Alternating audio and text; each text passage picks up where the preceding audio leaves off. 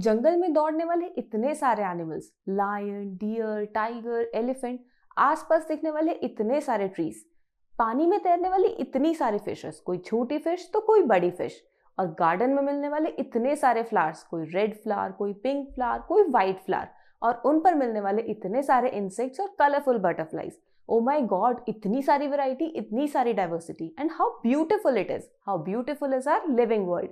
सो hello students, कैसे हो आप सब? Welcome back to our channel. My name is Priya और आज हम स्टार्ट करेंगे एक नया chapter which is diversity in the living world. अब सबसे पहले यहाँ पर हम अपने चैप्टर को कंप्लीट करेंगे और उसके बाद उसके बैक एक्सरसाइज क्वेश्चंस को कवर करेंगे, यानी कि हम चैप्टर खत्म होने के बाद एक एक करके सारे के सारे अपने क्वेश्चंस को अटेम्प्ट करेंगे।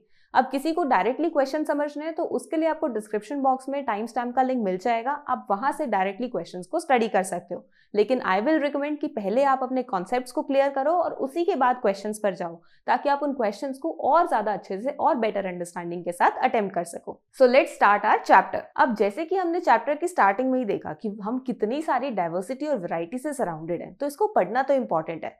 और जब आप इसी डाइवर्सिटी को, इसी वैरायटी को साइंस के अंदर डिस्कस करते हो तो एक टर्म आती है आपके सामने विच इज बायोडाइवर्सिटी। तो बायोडाइवर्सिटी को आप डिफाइन कैसे करोगे?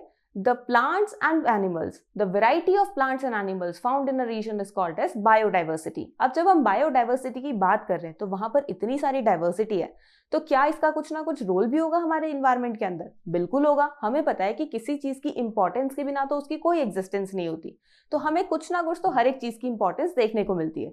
जैसे अगर हम ट्रीज की ही बात करें तो ट्रीज आपको शेल्टर प्रोवाइड करते हैं, फूड प्रोवाइड करते हैं, आपको शेड प्रोवाइड करते हैं। आपको गर्मी लगती है, आप कहाँ जाते हो? किसी ना किसी ट्री के नीचे चले जाते हो अगर आप बाहर होते हो तो। भूख लगती है तो आप फ्रूट्स कहाँ से खाते हो? वही ट्रीज से आए हुए, प्लांट से आए हुए फ्रूट्स को खाते हो। तो हमें ट्रीज की इंपॉर्टेंस पता लगी। ऐसी हमारी इंपॉर्टेंस हम एनिमल्स के अंदर भी ऑब्जर्व करते हैं। एनिमल्स में कैसी इंपॉर्टेंस ऑब्जर्व करोगे आप? अब एनिमल्स क्या करते हैं? अलग अलग बायोडाइवर्सिटी को स्प्रेड करने में, यानी अलग अलग जगह पर फैलाने में हेल्प करते हैं। ऐसा तो नहीं है कि सारे जो बाहर आप पेड़ देख रहे हो वो किसी ना किसी ने उगाए हैं। क्या होता है इसमें? जैसे फॉर एग्जाम्पल हम मंकी की बात करें तो मंकी क्या कर रहा है? एक फ्रूट खा रहा है। अब उसने एक ट्री से तोड़कर वो फ्रूट खाया। अब फ्रूट खाते खाते उसने वो जो फ्रूट था वो वहीं बैठ के तो नहीं खाया होगा, इधर उधर कहीं मूवमेंट करते हुए खाया होगा। हो सकता है कि वो उस ट्री को छोड़ के किसी दूर किसी जगह पर चला जाए और वहां पर उस फ्रूट को खाने के बाद उसके सीड को वहीं गिरा दे, तो वहां पर उसका एक नया ट्री आ जाएगा। तो ऐसे क्या होता है कि हमारी जो बायोडाइवर्सिटी है वो स्प्रेड करती है। तो इसका क्या मतलब है कि प्लांट्स और एनिमल्स दोनों ही एक दूसरे के ऊपर डिपेंडेंट है। पर जो हम ये plants, animals, variety of plants, variety of animals इस तरीके से बात करें, कब तक ऐसे हम प्लांट्स और एनिमल्स को डिस्कस करते रहेंगे? ऐसे तो हमारे पास इतने सारे एग्जाम्पल्स, अगर हम एक एक प्लांट और एनिमल को डिस्कस करने लगे तो ये तो बहुत मुश्किल हो जाएगा कि सब चीजों के बारे में हम पढ़ें कैसे। हमें नॉलेज भी सारी चाहिए। तो इसका मतलब है कि हमें उन्हें किसी ना किसी कैटेगरी में डिवाइड करना पड़ेगा, ताकि जब हम उन कैटेगरीज को स्टडी करें तो एक कैटेगरी के अंदर आने वाले सारे प्लांट्स और एनिमल्स के बारे में हम जान जाएं।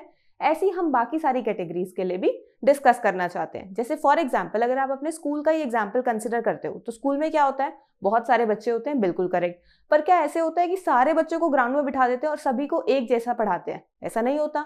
आपके स्कूल में अलग अलग क्लासेस में डिवीजन है, फर्स्ट क्लास के स्टूडेंट्स, सेकंड क्लास के स्टूडेंट्स, थर्ड क्लास के स्टूडेंट्स, और उन्हें उन्हीं की क्लासेस के अकॉर्डिंग समझाया जाता है। अब जब वो क्लासेस के अकॉर्डिंग डिवाइड करते हैं तो वो बहुत सारी चीजें देखते हैं। वो देखते हैं कि बच्चे की हाइट क्या है, बच्चे की एज क्या है, बच्चे की मेंटल स्ट्रेंथ क्या है, और उसी के अकॉर्डिंग वो उन्हें क्लासेस में डिवाइड करते हैं ताकि उन्हें जो समझा रहे हैं वो चीजें समझ में आए। तो यहाँ से हमें क्या पता लगा कि डिवीजन तो बहुत इंपॉर्टेंट है। तो इसी वजह से हम प्लांट्स और एनिमल्स को भी अलग अलग कैटेगरीज में ग्रुप करते हैं, ताकि हम उनको और बेटर तरीके से समझ सकें और हमसे कुछ भी ऐसा ना हो कि हमने एक चीज के बारे में पढ़ लिया तो हम दूसरी चीज के बारे में नहीं समझ पा रहे हैं। जो हम एग्जाम्पल्स एक कैटेगरी के अंदर ले रहे हैं उनके अंदर हम कॉमन फीचर्स को समझेंगे और हमें उन सारे प्लांट्स के बारे में, उन सारे एनिमल्स के बारे में एक बेसिक आइडिया मिल जाएगा। तो इसका मतलब है कि प्लांट्स और एनिमल्स को ग्रुप करना तो बहुत इंपॉर्टेंट है। तो इसी से हम स्टार्ट करते हैं how to group plants and animals.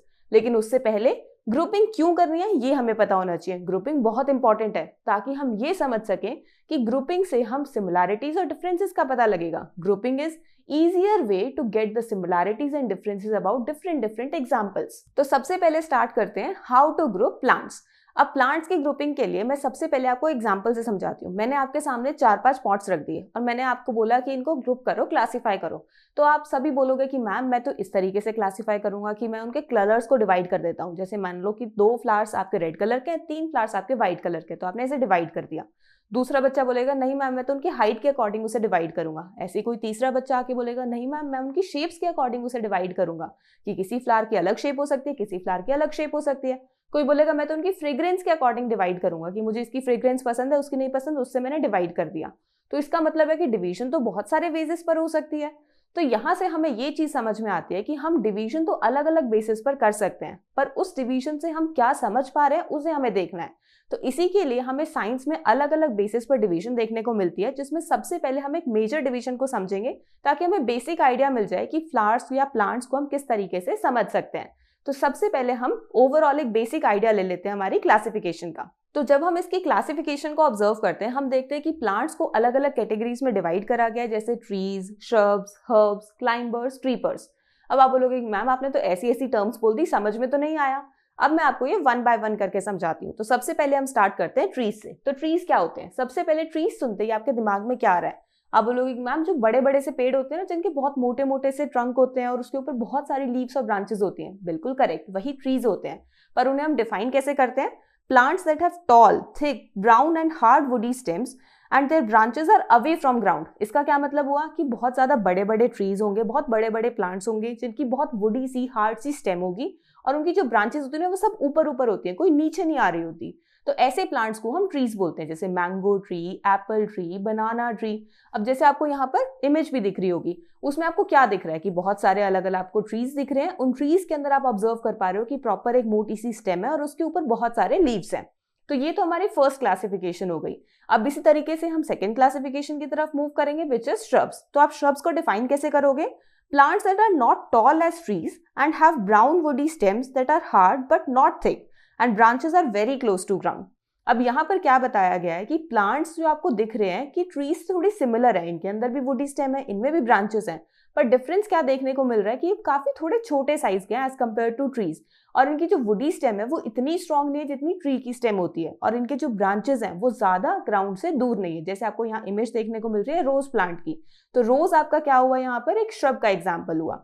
इसी तरीके से हमारे पास और भी क्लासिफिकेशन में अगर हम मूव करेंगे तो नेक्स्ट हमारे पास आता है हर्ब्स। तो जब हम हर्ब्स की बात करते हैं तो आप हर्ब्स को डिफाइन कैसे करोगे? Plants that are small with soft and green stem are called as herbs.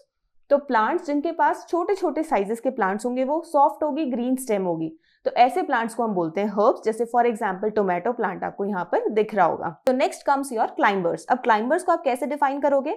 Some plants with weak stem need support to climb and grow are called as climbers. कुछ ऐसे प्लांट्स होते हैं जो काफी week होते हैं, उनकी स्टेम ना बहुत वीक होती है, आप उसको उठाओगे ना वो वापस से नीचे गिर जाती है।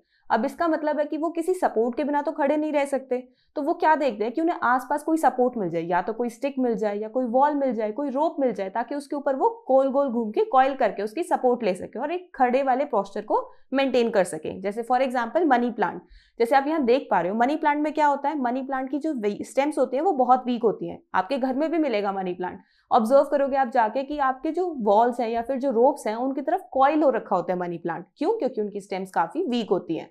तो this was your climbers. Next is your creepers. अब क्रीपर्स का मतलब क्या होता है? क्रीपर्स का मतलब होता है जो जमीन पर रेंगते हैं, तो इसी से प्लांट से भी कुछ रिलेटेड होगा। तो हम क्रीपर्स को डिफाइन कैसे करेंगे? Plants with weak stem that creep along the ground are called as creepers. अब इसका क्या मतलब हुआ? यहाँ पर भी आपके पास प्लांट्स की स्टेम काफी वीक है, पर वो यहाँ पर प्लांट्स जो है वो कॉइल करने की जगह जमीन पर रेंगने लग जाते हैं। तो इसका क्या मतलब है? वो जमीन पर इधर उधर अपने पूरी की पूरी ब्रांचेस को स्प्रेड करने लग जाते हैं। तो इसी से हमारे पास वर्ड आता है क्रीपिंग, और यहीं से हम प्लांट्स को क्रीपर्स की तरह क्लासिफाई करते हैं। और इसका एग्जांपल है पंपकिन प्लांट। अब यहाँ पर बहुत सारे स्टूडेंट्स कंफ्यूज होंगे कि जो हमने यहाँ पर मनी प्लांट और क्रीपर्स देखे, दोनों में ही हमारे पास जो स्टेम्स है वो काफी वीक है, पर मनी प्लांट में तो वो कॉइल कर रहा है और क्रीपर में वो नीचे नीचे जा रहा है। इससे हम लोग ये नहीं कह सकते कि मनी प्लांट में अगर कॉइल कर रहा है तो पंपकिन वाले प्लांट के अंदर भी वो कॉइल करना चाहिए था। पर वहां आप नोटिस करो, जब हम मनी प्लांट की बात करते हैं तो उसमें कोई भी ऐसा मोटा सा या फिर हैवी वेट वाला सब्सटेंस नहीं है, बस लीव्स ही होते हैं। तो लीव्स का वेट काफी हल्का है तो वो इजीली कॉइल कर सकता है। बट वहीं अगर हम पंपकिन की बात करें तो कितना हैवी होता है, तो वो तो कॉइल कर ही नहीं सकता, हवा में रह ही नहीं सकता, तो इसी वजह से वो नीचे क्रीप करता है। So this was about the major classification of plants. तो इस तरीके से हम प्लांट्स को मेजरली क्लासीफाई कर सकते हैं। पर जैसे कि मैंने आपको बताया था कि हमारे पास डिफरेंट वेज हैं प्लांट्स को क्लासीफाई करने के लिए, तो अब हमारे पास हम नेक्स्ट वे पर चलते हैं, नेक्स्ट बेसिस पर चलते हैं, which is on the basis of leaves. आपको पता है कि प्लांट्स में लीव्स भी अलग अलग तरीके के होते हैं, तो उस बेसिस पर भी हम प्लांट्स को क्लासीफाई कर सकते हैं। और स्पेशली हम लीव्स के ऊपर उनकी वेन्स की बात करेंगे। अब वेन्स क्या होते हैं, क्वेश्चन तो ये राइज होता है। तो जब हम वेन्स की बात करते हैं तो आपने नोटिस करा होगा लीव के ऊपर बहुत पतली पतली सी लाइंस होती हैं, उन्हें ही आप बोलते हो वेन्स। तो आप वेन्स को डिफाइन कैसे करोगे, the thin lines present on the surface of leaves are called as veins. अब ये जो थिन लाइंस प्रेजेंट होती हैं आपकी लीव्स की सरफेस पर, वो एक पर्टिकुलर इस तरीके से पैटर्न बना रही होती है। कोई ऐसे सीधी सीधी चल रही होती है, कोई ऐसे जिगजैग चल रही होती है। तो जो ये पैटर्न बनता है इसे आप बोलते हो वेनेशन। तो वेनेशन को आप डिफाइन कैसे करोगे, the pattern formed by veins on the surface of leaf is called as venation. अब जब हम वेनेशन की बात करते हैं तो वेनेशन के बेसिस पर ही हम लीव्स को डिवाइड कर रहे हैं। हमारे पास दो तरीके के वेनेशन देखने को मिलते हैं, reticulate venation and parallel venation. Reticulate और पैरेलल वेनेशन में डिफरेंस क्या है, जब हम रेटिकुलेट वेनेशन की बात करते हैं तो वहां पर आपको लीफ के अंदर एक बीच में मोटी सी वेन मिलेगी, जिसके साइड में बहुत पतली पतली सी वेन्स जा रही हैं, और उनके भी साइड से बहुत छोटी छोटी सी वेन्स निकल रही होती है। यानी हमें एक प्रॉपर नेटवर्क देखने को मिलता है वेन्स का। तो ऐसी जो हमारे पास वेनेशन आता है उसे हम बोलते हैं रेटिकुलेट वेनेशन, जो आपको हिबिस्कस प्लांट में देखने को मिलता है। जैसे आप यहाँ देख भी पा रहे हो कि हमारे पास यहाँ पर बीच में एक लाइन आ रही है और साइड में वेन्स आ रही है, और उन वेन से भी फर्दर कुछ वेन्स निकल रही है, जिससे हमें एक प्रॉपर नेटवर्क देखने को मिल रहा है। तो ऐसी वेनेशन को हम बोलेंगे रेटिकुलेट वेनेशन, और ऐसे प्लांट्स को हम बोलेंगे कि these plants have reticulate venation. तो आप इसे डिफाइन कैसे करोगे, a net like pattern of veins on both sides of thick middle vein is called as reticulate venation. अब जैसे हमने रेटिकुलेट वेनेशन के बारे में पढ़ा, ऐसे हमारे पास पैरेलल वेनेशन भी होती है। पैरेलल वेनेशन में क्या होता है, आपके पास सीधी सीधी सी लाइंस होती हैं, यानी अब आपके लीफ के ऊपर बहुत सारी सीधी सीधी सी पैरेलल लाइंस आ रही हैं, तो इसी वजह से हम उसे पैरेलल वेनेशन में काउंट करते हैं। तो पैरेलल वेनेशन को आप डिफाइन कैसे करोगे, in some leaves you may observe that veins run parallel is called as parallel venation. जैसे आप यहाँ देख पा रहे हो, ग्रास और बनाना लीफ के अंदर हमें पैरेलल वेनेशन देखने को मिलती है। अब यहाँ पर आप इनकी जब इमेजेस देखोगे तो आपको क्या देख के समझ आ रहा है कि मैम ठीक है, ग्रास में तो हमें समझ आ रहा है कि पैरेलल वेन्स आ रही हैं, पर बनाना में थोड़ी कंफ्यूजन हो रही है। आपने बोला था कि बीच में अगर एक मिड रिब होगी, मिड हमारे पास वेन होगी और उससे अलग अलग वेन्स निकल रही हैं, तो उसे हम रेटिकुलेट वेनेशन में काउंट करेंगे। पर बनाना में भी तो यही हो रहा है, बीच में वेन आ रही है और साइड में बहुत सारी उसकी वेन्स आ रही है। पर यहाँ आप नोटिस करो, जो ये बनाना की लीफ है, इसके साइड की जो वेन्स है ये पैरेलल डायरेक्शन में आ रही है एक दूसरे के, कोई नेटवर्क नहीं बन रहा है। तो इसी वजह से हम इसे पैरेलल वेनेशन में काउंट करते हैं। सो ये आपके पास एक और बेसिस आ गया क्लासिफिकेशन का। इसी तरीके से हम रूट्स के बेसिस पर भी प्लांट्स को क्लासिफाई कर सकते हैं। अब जब हम रूट्स की बात करते हैं तो रूट्स क्या होते हैं, जो हमारे प्लांट के अंडरग्राउंड पार्ट्स होते हैं उसे हम बोलते हैं रूट्स। यानी कि मिट्टी के ऊपर जो हमें प्लांट दिख रहा है एक वो पार्ट होता है, एक मिट्टी के नीचे भी होता है। जो मिट्टी के नीचे वाला पार्ट होता है उसे हम बोलते हैं रूट्स। तो रूट्स को आप डिफाइन कैसे करोगे, the underground part of the plant is called as roots. अब रूट्स के बेसिस पर भी हम प्लांट्स को डिवाइड कर सकते हैं, जिसमें हम दो तरीके का रूट सिस्टम ऑब्जर्व करते हैं, which is tap root system and fibrous root system. अब ये टैप रूट और फाइब्रस रूट्स ये होती क्या है, इनको वन बाय वन करके समझते हैं।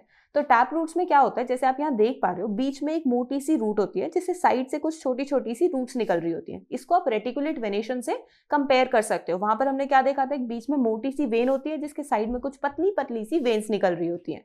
तो यहाँ पर भी सिमिलर चीज हमें देखने को मिल रही है। और जब हम दूसरी फाइब्रस रूट्स की बात करते हैं तो वो भी आपको यहाँ दिख रही होंगी। तो उसमें क्या होता है, आपके पास बहुत सारी रूट्स, एक ही पॉइंट से बहुत सारी मल्टीपल रूट्स निकल रही होती हैं, तो उसे हम फाइब्रस रूट सिस्टम बोलते हैं। तो अब आप इन्हें डिफाइन कैसे करोगे, टैप रूट्स को आप कैसे डिफाइन करोगे, the main central large root that give rise to lateral roots is called as tap root. अब यहाँ पर आप एग्जाम्पल कंसिडर करते हो मस्टर्ड प्लांट का और हिबिस्कस प्लांट का। वहीं अगर आप फाइब्रस रूट की बात करते हो, the type of root system in which many thin roots spread out from a base of stem is called as fibrous root system. जैसे फॉर एग्जांपल ग्रास, व्हीट और राइस में आपको यहाँ पर ये फाइब्रस रूट सिस्टम देखने को मिलेगा। अब जो आप यहाँ पे रूट्स और लीव्स के बारे में आपने पढ़ा है, उसमें आप ये सोच रहे हो कि क्या कुछ लिंक भी हो सकता है इनके अंदर, क्या ये ऐसा हो सकता है कि जिनमें टैप रूट्स हैं उनमें कोई रेटिकुलेट या पैरेलल वेनेशन ही देखने को मिलेगी। तो ऐसा पॉसिबल है। जब हम कुछ जनरली प्लांट्स की बात करते हैं, जनरली का मतलब है कि हम मोस्ट ऑफ द प्लांट्स की बात कर रहे हैं, जहां पर आप क्या ऑब्जर्व करोगे कि जिनमें रेटिकुलेट वेनेशन है उनमें आपको टैप रूट सिस्टम देखने को मिलेगा, और जिनमें पैरेलल वेनेशन है उनमें आपको फाइब्रस रूट सिस्टम देखने को मिलेगा। अब यहाँ पर आप इसके एग्जाम्पल्स क्या ले सकते हो, जैसे फॉर एग्जाम्पल सदाबहार। सदाबहार में क्या होता है, आपको रेटिकुलेट वेनेशन देखने को मिलेगा और उसके साथ में टैप रूट सिस्टम देखने को मिलेगा। और इसी के साथ आपको चिक पीस यानी जो छोले वाला प्लांट होता है उसमें भी सिमिलर रेटिकुलेट वेनेशन और टैप रूट सिस्टम देखने को मिलता है। सेकंड अगर आप देखोगे example which is lemon grass, वहां पर आपको पैरेलल वेनेशन देखने को मिलती है और उसी के साथ में आपको फाइब्रस रूट सिस्टम भी देखने को मिलता है। और इसी के साथ आप वीट प्लांट के अंदर भी पैरेलल वेनेशन और फाइब्रस रूट सिस्टम आप ऑब्जर्व करोगे। Now let's classify plants on the basis of seeds. अब जब हम सीड्स की बात करें तो आपके दिमाग में क्या आ रहा है? छोटे छोटे से बीज, बिल्कुल करेक्ट। पर वो जो बीज आप सोच रहे हो ना कि बिल्कुल छोटे छोटे छोटे छोटे होंगे, ऐसे भी नहीं होते। जो आप खाते हो ना, जैसे दाल खा रहे हो, जैसे छोले खा रहे हो, वो भी आपके सीड्स ही हैं। जैसे फॉर एग्जांपल अगर आप छोले का एग्जांपल लेते हो, जैसे आप बोलते हो चिकपी, तो उसमें आपको क्या दिखता है? मोटा सा एक सीड होता है, बिल्कुल करेक्ट, वो सीड ही होता है। ऐसे अगर आप कोई मेज खा रहे हो विच इज योर भुट्टा, तो उसमें भी आपको एक प्रॉपर जो वो पीस देखने को मिलता है, वो क्या होता है? उसका सीड होता है। तो यहाँ पर हम चिकपी और मेज के एग्जाम्पल को कंसिडर करके ही सीड्स को समझेंगे, क्योंकि हमारे पास दो टाइप के सीड्स होते हैं और उसी बेसिस पर हम यहाँ पर उनको समझने वाले हैं। तो सबसे पहले हम चिकपी की बात करते हैं। चिकपी में क्या होता है? आपने कभी नोटिस करा है जो छोला होता है, जैसे आप यहाँ देख पा रहे हो, उसमें दो अलग अलग से हाफ्स देखने को मिलते हैं। आप ये देखते हो कि अगर मैं उसको बीच में से डिवाइड करूंगी तो दो अलग अलग सिमिलर हाफ्स मुझे देखने को मिलेंगे। अब ये जो हाफ्स देखने को मिल रहे हैं, ये क्या होते हैं? ये और कुछ नहीं, कॉटिलेडन्स होते हैं साइंटिफिक टर्म्स के अकॉर्डिंग। अब यहाँ दो कॉटिलेडन्स हैं, तो टू वर्ड के लिए हम यूज करते हैं डाई, तो इसी वजह से हम इन सीड्स को बोलते हैं डाइकोटिलेडनस या फिर डाइकॉट सीड्स। और वहीं अगर हम मेज प्लांट की बात करेंगे तो मेज सीड आपको यहाँ दिख रहा होगा। मेज में क्या होता है? ऐसा कुछ आपको दो हाफ्स में डिवाइड होता हुआ नहीं दिख रहा होता है, यानी कि आप उसे बीच में से काट के ऐसे सिमिलर दो हाफ्स में उसे डिवाइड नहीं कर सकते हो। तो इसी वजह से हम बोलते हैं कि इसमें सिर्फ एक ही कॉटिलेडन है, तो इसको हम क्या बोलेंगे? मोनोकॉटिलेडनस। और मोनोकॉटिलेडनस को या फिर आप क्या बोल सकते हो? मोनोकॉट्स। अब जैसे हमने रूट्स और हमारी वेन्स को एक साथ कंपेयर किया था, सिमिलरली यहाँ पर जब हम वेन्स और रूट सिस्टम को इन सीड्स के साथ देखते हैं तो हम डाइकॉट्स और मोनोकॉट्स के अंदर एक प्रॉपर पैटर्न ऑब्जर्व करते हैं। क्या पैटर्न आप ऑब्जर्व करोगे? जब हम डाइकॉट सीड्स की बात करते हैं तो उसमें आपको रेटिकुलेट वेनेशन वाले प्लांट्स में डाइकॉट सीड देखने को मिलेगा और जिनमें आपको टैप रूट सिस्टम देखने को मिलता है। तो इसका मतलब है कि जिन सीड्स में आप डाइकोटिलिडन्स ऑब्जर्व करोगे, यानी डाइकोटिलिडनस सीड्स होंगे, उनमें आपको रेटिकुलेट वेनेशन देखने को मिलेगा और टैप रूट सिस्टम मिलेगा। और उसी के ऑपोजिट अगर आप मोनोकॉटिलेडनस प्लांट्स की बात करो तो मोनोकॉटिलेडनस आपको सीड्स देखने को मिलेंगे, पैरेलल वेनेशन देखने को मिलेगी और फाइब्रस रूट सिस्टम देखने को मिलेगा। सो this was all about the classification of plants. I hope आपको ये पूरी की पूरी क्लासिफिकेशन अच्छे से समझ में आ गई होगी। अगर फिर भी किसी को कोई डाउट है तो आप कमेंट सेक्शन में पूछ सकते हो। Now let's move on towards our next classification which is for how to group animals. जैसे अगर हम प्लांट्स की बात करें तो वो भी हमें बहुत बड़ी वैरायटी में देखने को मिल रहे थे, जिसकी टाइम पर हमने ये देखा था कि हम कितने सारे बेसिस पर प्लांट्स को क्लासिफाई कर सकते हैं। सिमिलरली जब हम एनिमल्स की बात करते हैं तो एनिमल्स में भी आपको बहुत सारी वैरायटी देखने को मिलती है। तो वहां पर भी आप ये बोल सकते हो कि हम एनिमल्स को भी डिफरेंट डिफरेंट बेसिस पर क्लासिफाई कर सकते हैं। जैसे फॉर एग्जांपल आप एनिमल्स को उनकी शेप के बेसिस पर, उनके कलर के बेसिस पर, उनकी बॉडी के बेसिस पर, उनकी बॉडी पार्ट्स के बेसिस पर या उनकी बॉडी के मूवमेंट के बेसिस पर क्लासिफाई कर सकते हो। जैसे फॉर एग्जाम्पल आपको यहाँ पर दिख रहे होंगे कि हमारे पास एनवायरमेंट में कितने डिफरेंट टाइप के एनिमल्स होते हैं। जैसे अगर आप यहाँ पर ऑब्जर्व करोगे, आपको काऊ दिख रही होगी। काऊ में आप ऑब्जर्व करो कि वो किस टाइप की मूवमेंट शो करती है? काऊ शो करती है वॉकिंग टाइप ऑफ मूवमेंट। वहीं अगर आप फिशेस की बात करोगे तो फिशेस आपको स्विमिंग मूवमेंट शो करते हैं। वहीं अगर आप किसी स्नेक की बात करो तो वो जमीन पर रेंगते हैं, यानी वो क्रॉलिंग शो करते हैं। और बर्ड्स और बटरफ्लाइज की बात करोगे तो वो आपको फ्लाइंग मूवमेंट शो करते हैं, दैट इज दे फ्लाई। तो यहाँ पर हमने एनिमल्स को मूवमेंट के बेसिस पर क्लासिफाई करा है। इसी तरीके से आप उनके मूवमेंट के बेसिस पर जो हमने क्लासिफाई करा है, वो मूवमेंट में कौन सा बॉडी पार्ट इन्वॉल्व है उसके बेसिस पर क्लासिफाई कर सकते हो। जैसे अगर हम काऊ की ही बात करें तो काऊ में आप क्या ऑब्जर्व करते हो कि लेग्स की हेल्प से वो मूवमेंट करती है। तो यहाँ पर आप कौन से पार्ट को यूज कर रहे हो? लेग्स को यूज कर रहे हो। तो वहां पर आप animals moving on the body part with the help of legs, आप उस बेसिस पर उसे क्लासिफाई कर सकते हो। सिमिलरली अगर आप फिशेस की बात करोगे तो वो फिन्स की हेल्प से मूवमेंट करती है, यानी वो फिन्स की हेल्प से स्विम करती है। वहीं बर्ड्स और अगर आप बटरफ्लाइज की बात करोगे तो वो विंग्स की हेल्प से मूव करते हैं। और अगर आप स्नेक्स की बात करोगे तो वो बॉडी की हेल्प से क्रॉल करते हैं। यानी कि हम यहाँ पर ऑब्जर्व कर रहे हैं कि हम एनिमल्स को उनकी मूवमेंट और the type of body part used in movement के बेसिस पर क्लासिफाई कर सकते हैं। तो ये तो हमने प्लांट्स और एनिमल्स की ग्रुपिंग को ऑब्जर्व कर लिया। अब हम अगर प्लांट्स और एनिमल्स की बात करें तो वो हमें डिफरेंट डिफरेंट रीजन्स में देखने को मिलते हैं। काफ़ी सारे प्लांट्स आपको ऐसी जगहों पर देखने को मिलते हैं जैसे माउंटेन्स, डेजर्ट्स। वहीं अगर आप कहीं अब ऑब्जर्व करो, आपको यहाँ पर नॉर्मल प्लेन्स में देखने को मिल जाते हैं। सिमिलरली एनिमल्स भी ऐसे ही देखने को मिलते हैं, कोई लैंड पर देखने को मिलता है, कोई वाटर में देखने को मिलता है, कोई माउंटेन्स पर देखने को मिलता है, कोई यहाँ डेजर्ट में देखने को मिलता है। तो इसका मतलब है कि अलग अलग सराउंडिंग्स में हमें प्लांट्स और एनिमल्स देखने को मिलते हैं। तो उनके भी अगर डिस्कशन करें तो हम क्या ऑब्जर्व करेंगे कि उनके कैरेक्टरिस्टिक्स के अंदर, उनके फीचर्स में कुछ ना कुछ डिफरेंसेस होते हैं। जैसे सबसे पहले अगर हम एग्जाम्पल लें गोट और फिश का, तो गोट और फिश में आप क्या डिफरेंस ऑब्जर्व करते हो? सभी को पता है मैम, गोट्स तो लैंड पर चलती हैं और जो फिशेज हैं वो पानी में तैरती हैं, बिल्कुल करेक्ट। तो अगर हम पहले फिश को कंसिडर करें तो फिश क्या होती है? फिश लिव्स इन वाटर, बिल्कुल करेक्ट। और अगर हम उसकी थोड़ी बॉडी कैरेक्टरिस्टिक्स की बात करें तो फिश की एक स्ट्रीमलाइन बॉडी होती है। स्ट्रीमलाइन बॉडी का क्या मतलब होता है कि अगर आप फिश की शेप ऑब्जर्व करो, जैसे आप यहाँ पर देख पा रहे हो, वो दोनों ही तरफ से थोड़ा सा पॉइंटेड होती है। पॉइंटेड क्यों होती है? क्योंकि जब वो वाटर में मूवमेंट करती है तो उसे वाटर का कुछ ना कुछ फोर्स जो है उसके अगेंस्ट लग रहा होगा कि वो उसे मूवमेंट नहीं करने दे रहा, जिसे हम बोलते हैं वाटर का रेजिस्टेंस लग रहा है। तो वो जब मूवमेंट कर रही है उस चीज को ओवरकम करने के लिए, उस रेजिस्टेंस को ओवरकम करने के लिए, कि वो प्रॉपर अपनी मूवमेंट कर सके, वहां पर उसकी बॉडी जो है वो दोनों ही तरफ से पॉइंटेड होती है, जिसे हम बोलते हैं स्ट्रीमलाइन बॉडी, जो उसको उसकी मूवमेंट में हेल्प करती है। और वो मूव किससे करती है? अपने फिन्स के हेल्प से। तो यहाँ पर हमें फिश की कैरेक्टरिस्टिक्स मिली उसके एनवायरनमेंट के अकॉर्डिंग, उसकी सराउंडिंग के अकॉर्डिंग। वहीं अगर हम गोट की बात करें तो वो हमें ग्रासी लैंड में देखने को मिलती है। क्यों ग्रासी लैंड में देखने को मिलती है? सबसे पहले तो वो ग्रासेस को कंज्यूम करती है। दूसरा, वो एक लैंड एनिमल है जो कि लेग्स की हेल्प से अपनी मूवमेंट को शो करता है। तो हम यहाँ पर क्या ऑब्जर्व करते हैं कि जब हमने दो डिफरेंट एग्जाम्पल्स कंसिडर करे, जिसमें दो डिफरेंट सराउंडिंग के हमने एनिमल्स कंसिडर करे थे, वहां पर वो अपने सराउंडिंग के बेसिस पर कुछ कैरेक्टरिस्टिक्स को रिप्रेजेंट करते हैं। अब जैसे कि हमने दो डिफरेंट एनिमल्स की बात करी कि वो कैसे अपने डिफरेंट सराउंडिंग के बेसिस पर डिफरेंट है, ऐसे ही अगर हम दो डिफरेंट सराउंडिंग्स को ही कंसिडर कर लें, यानी हम दो डिफरेंट प्लेसेस का एग्जाम्पल लें, जैसे हमने यहाँ पर राजस्थान और हिमाचल प्रदेश का एग्जाम्पल कंसिडर करा है, तो यहाँ पहले हम प्लांट्स को एग्जाम्पल के थ्रू समझेंगे, फिर इसके बाद हम एनिमल्स को समझने की कोशिश करते हैं। तो प्लांट्स की अगर आप बात करो तो यहाँ पर हम क्या ऑब्जर्व करेंगे कि हमें जब राजस्थान और हिमाचल प्रदेश जैसी दो डिफरेंट एनवायरमेंटल कंडीशंस के प्लेसेस देखने को मिलेंगे, तो वहां पर उनके क्लाइमेट के अकॉर्डिंग, उनकी एनवायरमेंटल कंडीशंस के अकॉर्डिंग ही उनके प्लांट्स के अंदर कैरेक्टरिस्टिक्स देखने को मिलेंगी। तो पहले हम यही डिस्कस करते हैं कि राजस्थान और हिमाचल प्रदेश में कैसे क्लाइमेटिक कंडीशंस या कैसे एनवायरमेंटल कंडीशंस होती है।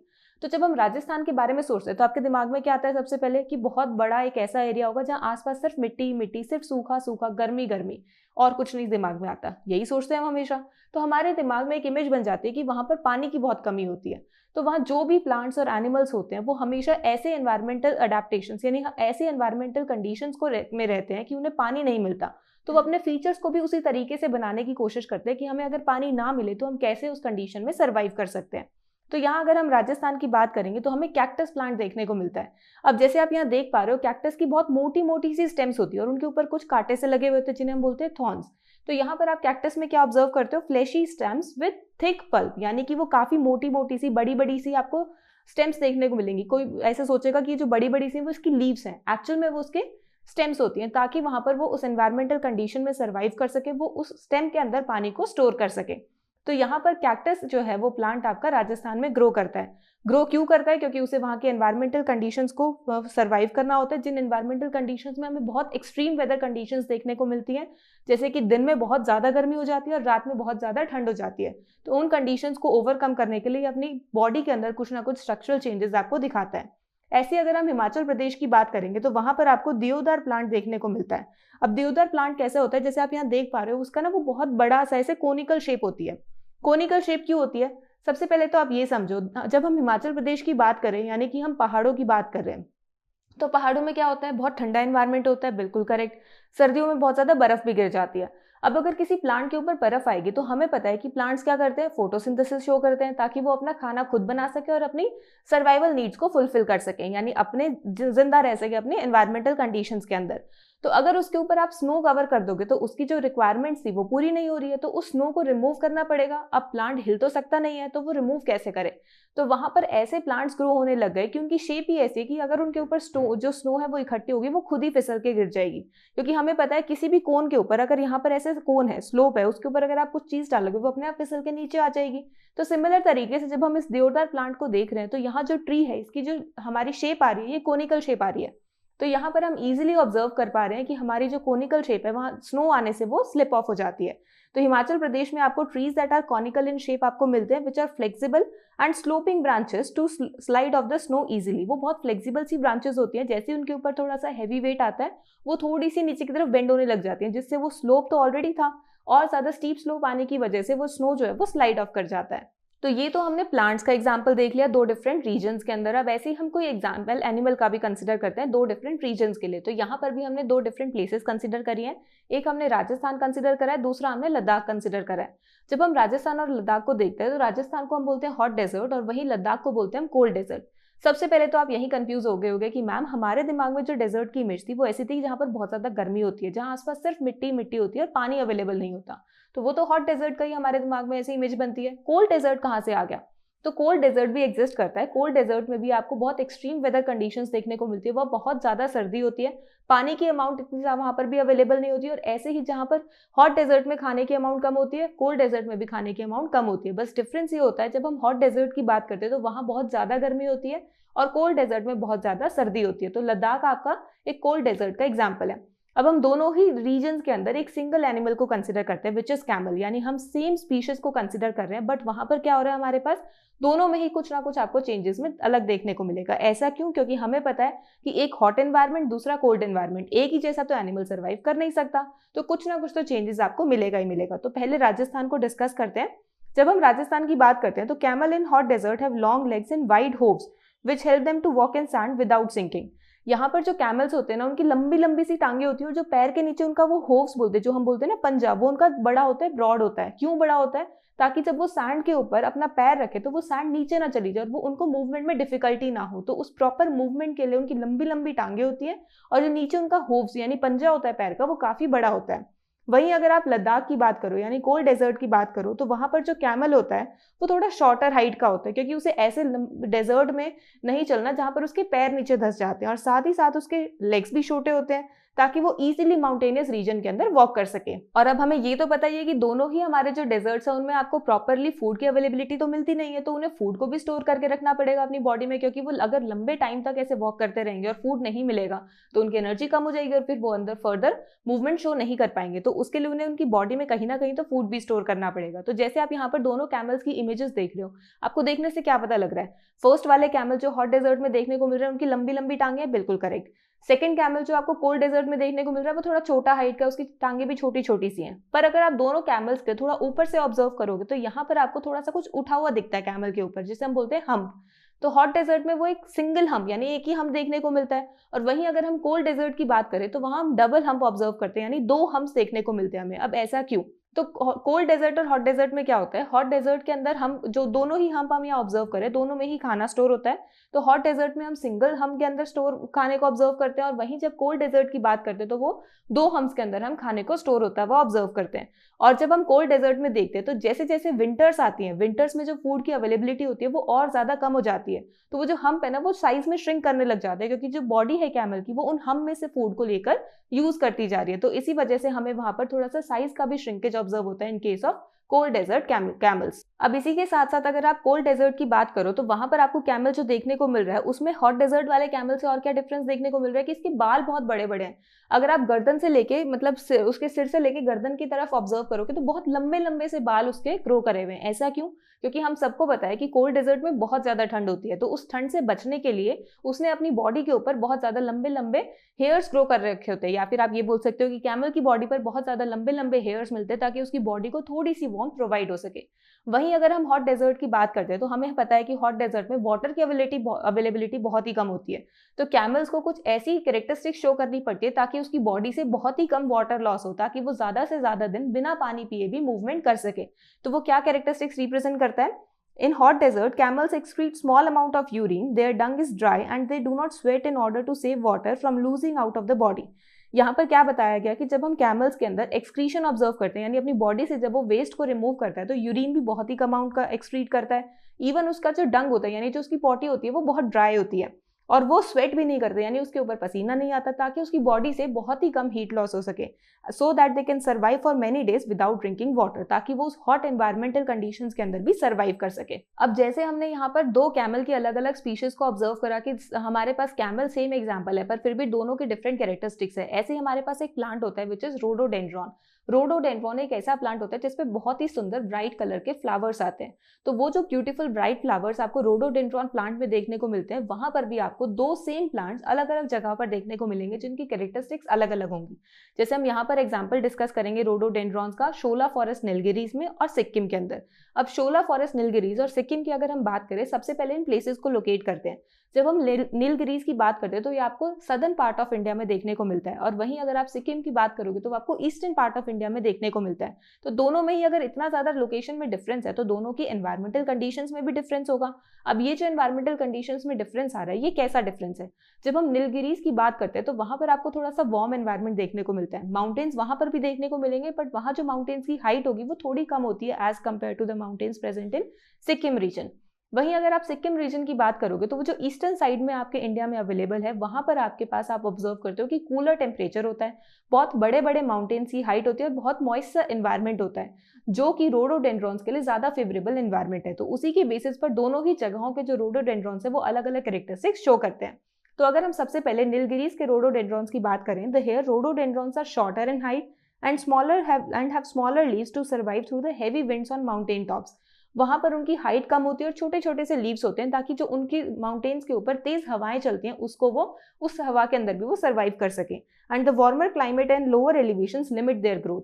वहां पर आपको वो छोटे हाइट के छोटे लीव्स क्यों देखने को मिलते हैं? क्योंकि वहां उन्हें प्रॉपर फेवरेबल कंडीशंस नहीं मिलती है, वहां पर वार्मर क्लाइमेट होता है, बहुत ज्यादा विंडी एनवायरमेंट होता है और जो माउंटेन्स की हाइट होती है वो भी इतनी नहीं होती है।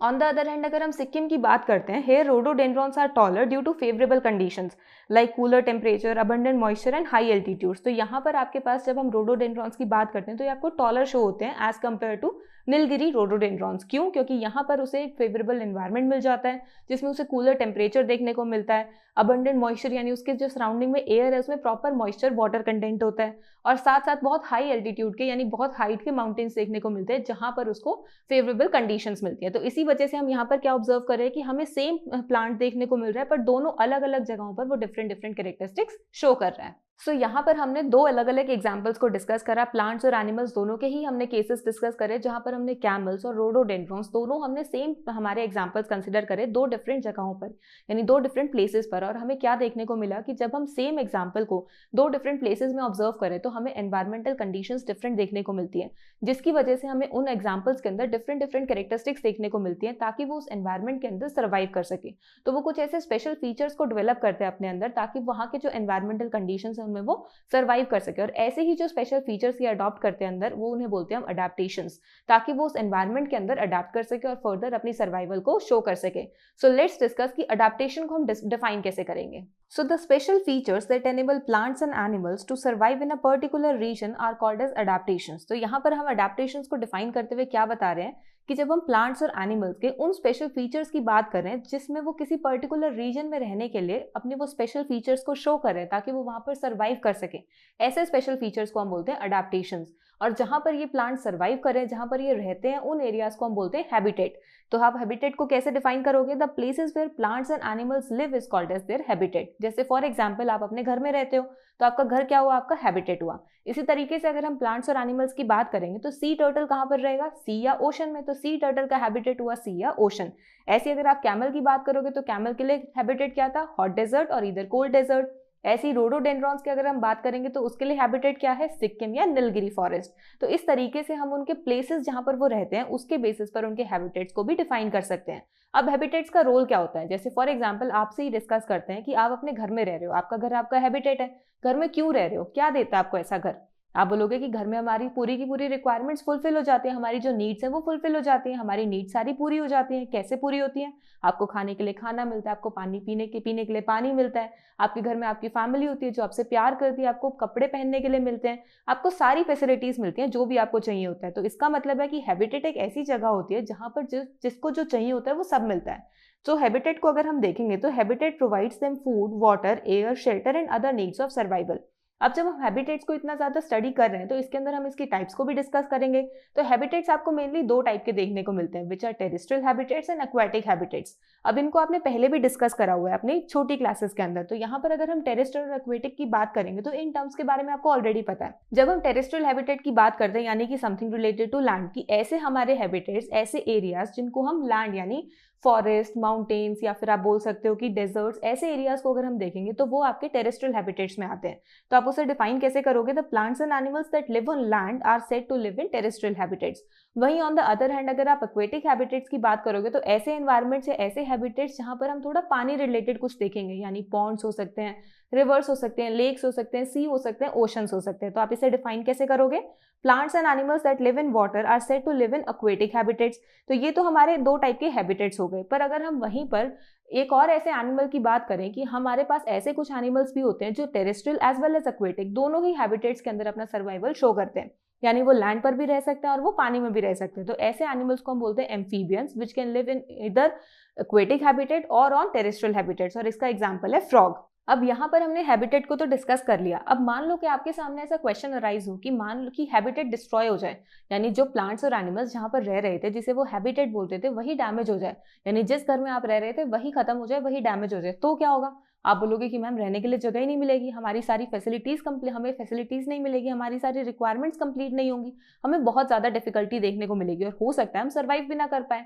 तो सेम चीज प्लांट्स और एनिमल्स के साथ होती है। उनका अगर हैबिटेट डैमेज हो जाए, हैबिटेट खत्म हो जाए, तो वो क्या देखने को मिलता है कि उनके अंदर हमें उनकी सर्वाइवल कम देखने को मिलती है। हो सकता है कि हमें वो एनिमल्स ही देखने को ना मिले। जैसे फॉर एग्जाम्पल आप अपने मम्मी पापा या दादा दादी से पूछोगे कि उनके टाइम पर दिखने वाले बर्ड्स, उनके टाइम पर दिखने वाले एनिमल्स क्या अब देखने को मिलते हैं? तो वो बोलेंगे कि नहीं, आजकल तो बहुत ही कम हो गए हैं ये बर्ड्स और एनिमल्स देखने, स्पेशली बर्ड्स तो बहुत ही कम हो गई हैं। ऐसा क्यों? क्योंकि हम जो ह्यूमन एक्टिविटीज करते हैं, हम जगह जगह पर घर बनाने लग रहे हैं, पॉपुलेशन इतनी इंक्रीज हो गई कि हमें अलग अलग और ज्यादा रहने की जगह चाहिए, और अगर पॉपुलेशन इंक्रीज हो रही है तो उसी के अकॉर्डिंग लोगों की नीड्स भी बढ़ रही हैं, जिसके लिए हमें उन्हें फुलफिल करने के लिए फिर से फैक्ट्रीज लगानी पड़ रही हैं, इंडस्ट्रीज बनानी पड़ रही हैं। और ये सारा एरिया कहाँ से आ रहा है? हम फॉरेस्ट को खत्म करते जा रहे हैं। तो वो जो हम फॉरेस्ट खत्म कर रहे हैं वो एक्चुअल में हम प्लांट्स और एनिमल्स का जो नेचुरल हैबिटेट था उसे खत्म कर रहे हैं, जिस वजह से हमें क्या दिखता है कि बहुत ज्यादा लॉस इन बायोडाइवर्सिटी हमें ऑब्जर्व होता है। तो यहाँ से हमें क्या पता लगा कि अगर आपका हैबिटेट डैमेज होगा, हैबिटेट लॉस होगा, it will lead to loss in biodiversity. जैसे फॉर एग्जांपल हम इंडिया की ही 3 स्पीशीज की बात करें, जैसे Bengal tiger, cheetah and great Indian bustard. ये 3 स्पीशीज ऐसी हैं जो बहुत ही कम बची हैं अब इंडिया के अंदर, और रीजन इनका सेम वही है कि हम यहाँ पर इनके हैबिटेट के अंदर बहुत ही ज्यादा लॉस ऑब्जर्व कर रहे हैं, that is decline in due to the loss of natural habitat caused by the human activities. Human activities की वजह से इनका नेचुरल हैबिटेट काफी कम हो गया, जिस वजह से इनकी स्पीशीज यानी इनकी जो डाइवर्सिटी थी वो भी कम हो गई। अब ये बहुत ही कम देखने को मिलते हैं। अब अगर ये कम देखने को मिल रहे हैं तो इन्हें प्रोटेक्ट करना तो जरूरी है, क्योंकि हमें पता है कि अगर हमें एक इकोसिस्टम को, एक एनवायरनमेंट को बैलेंस करना है तो वहां पर उसे बैलेंस करने के लिए सारे प्लांट्स और एनिमल्स की जो पॉपुलेशन है वो एक मेंटेन होनी चाहिए।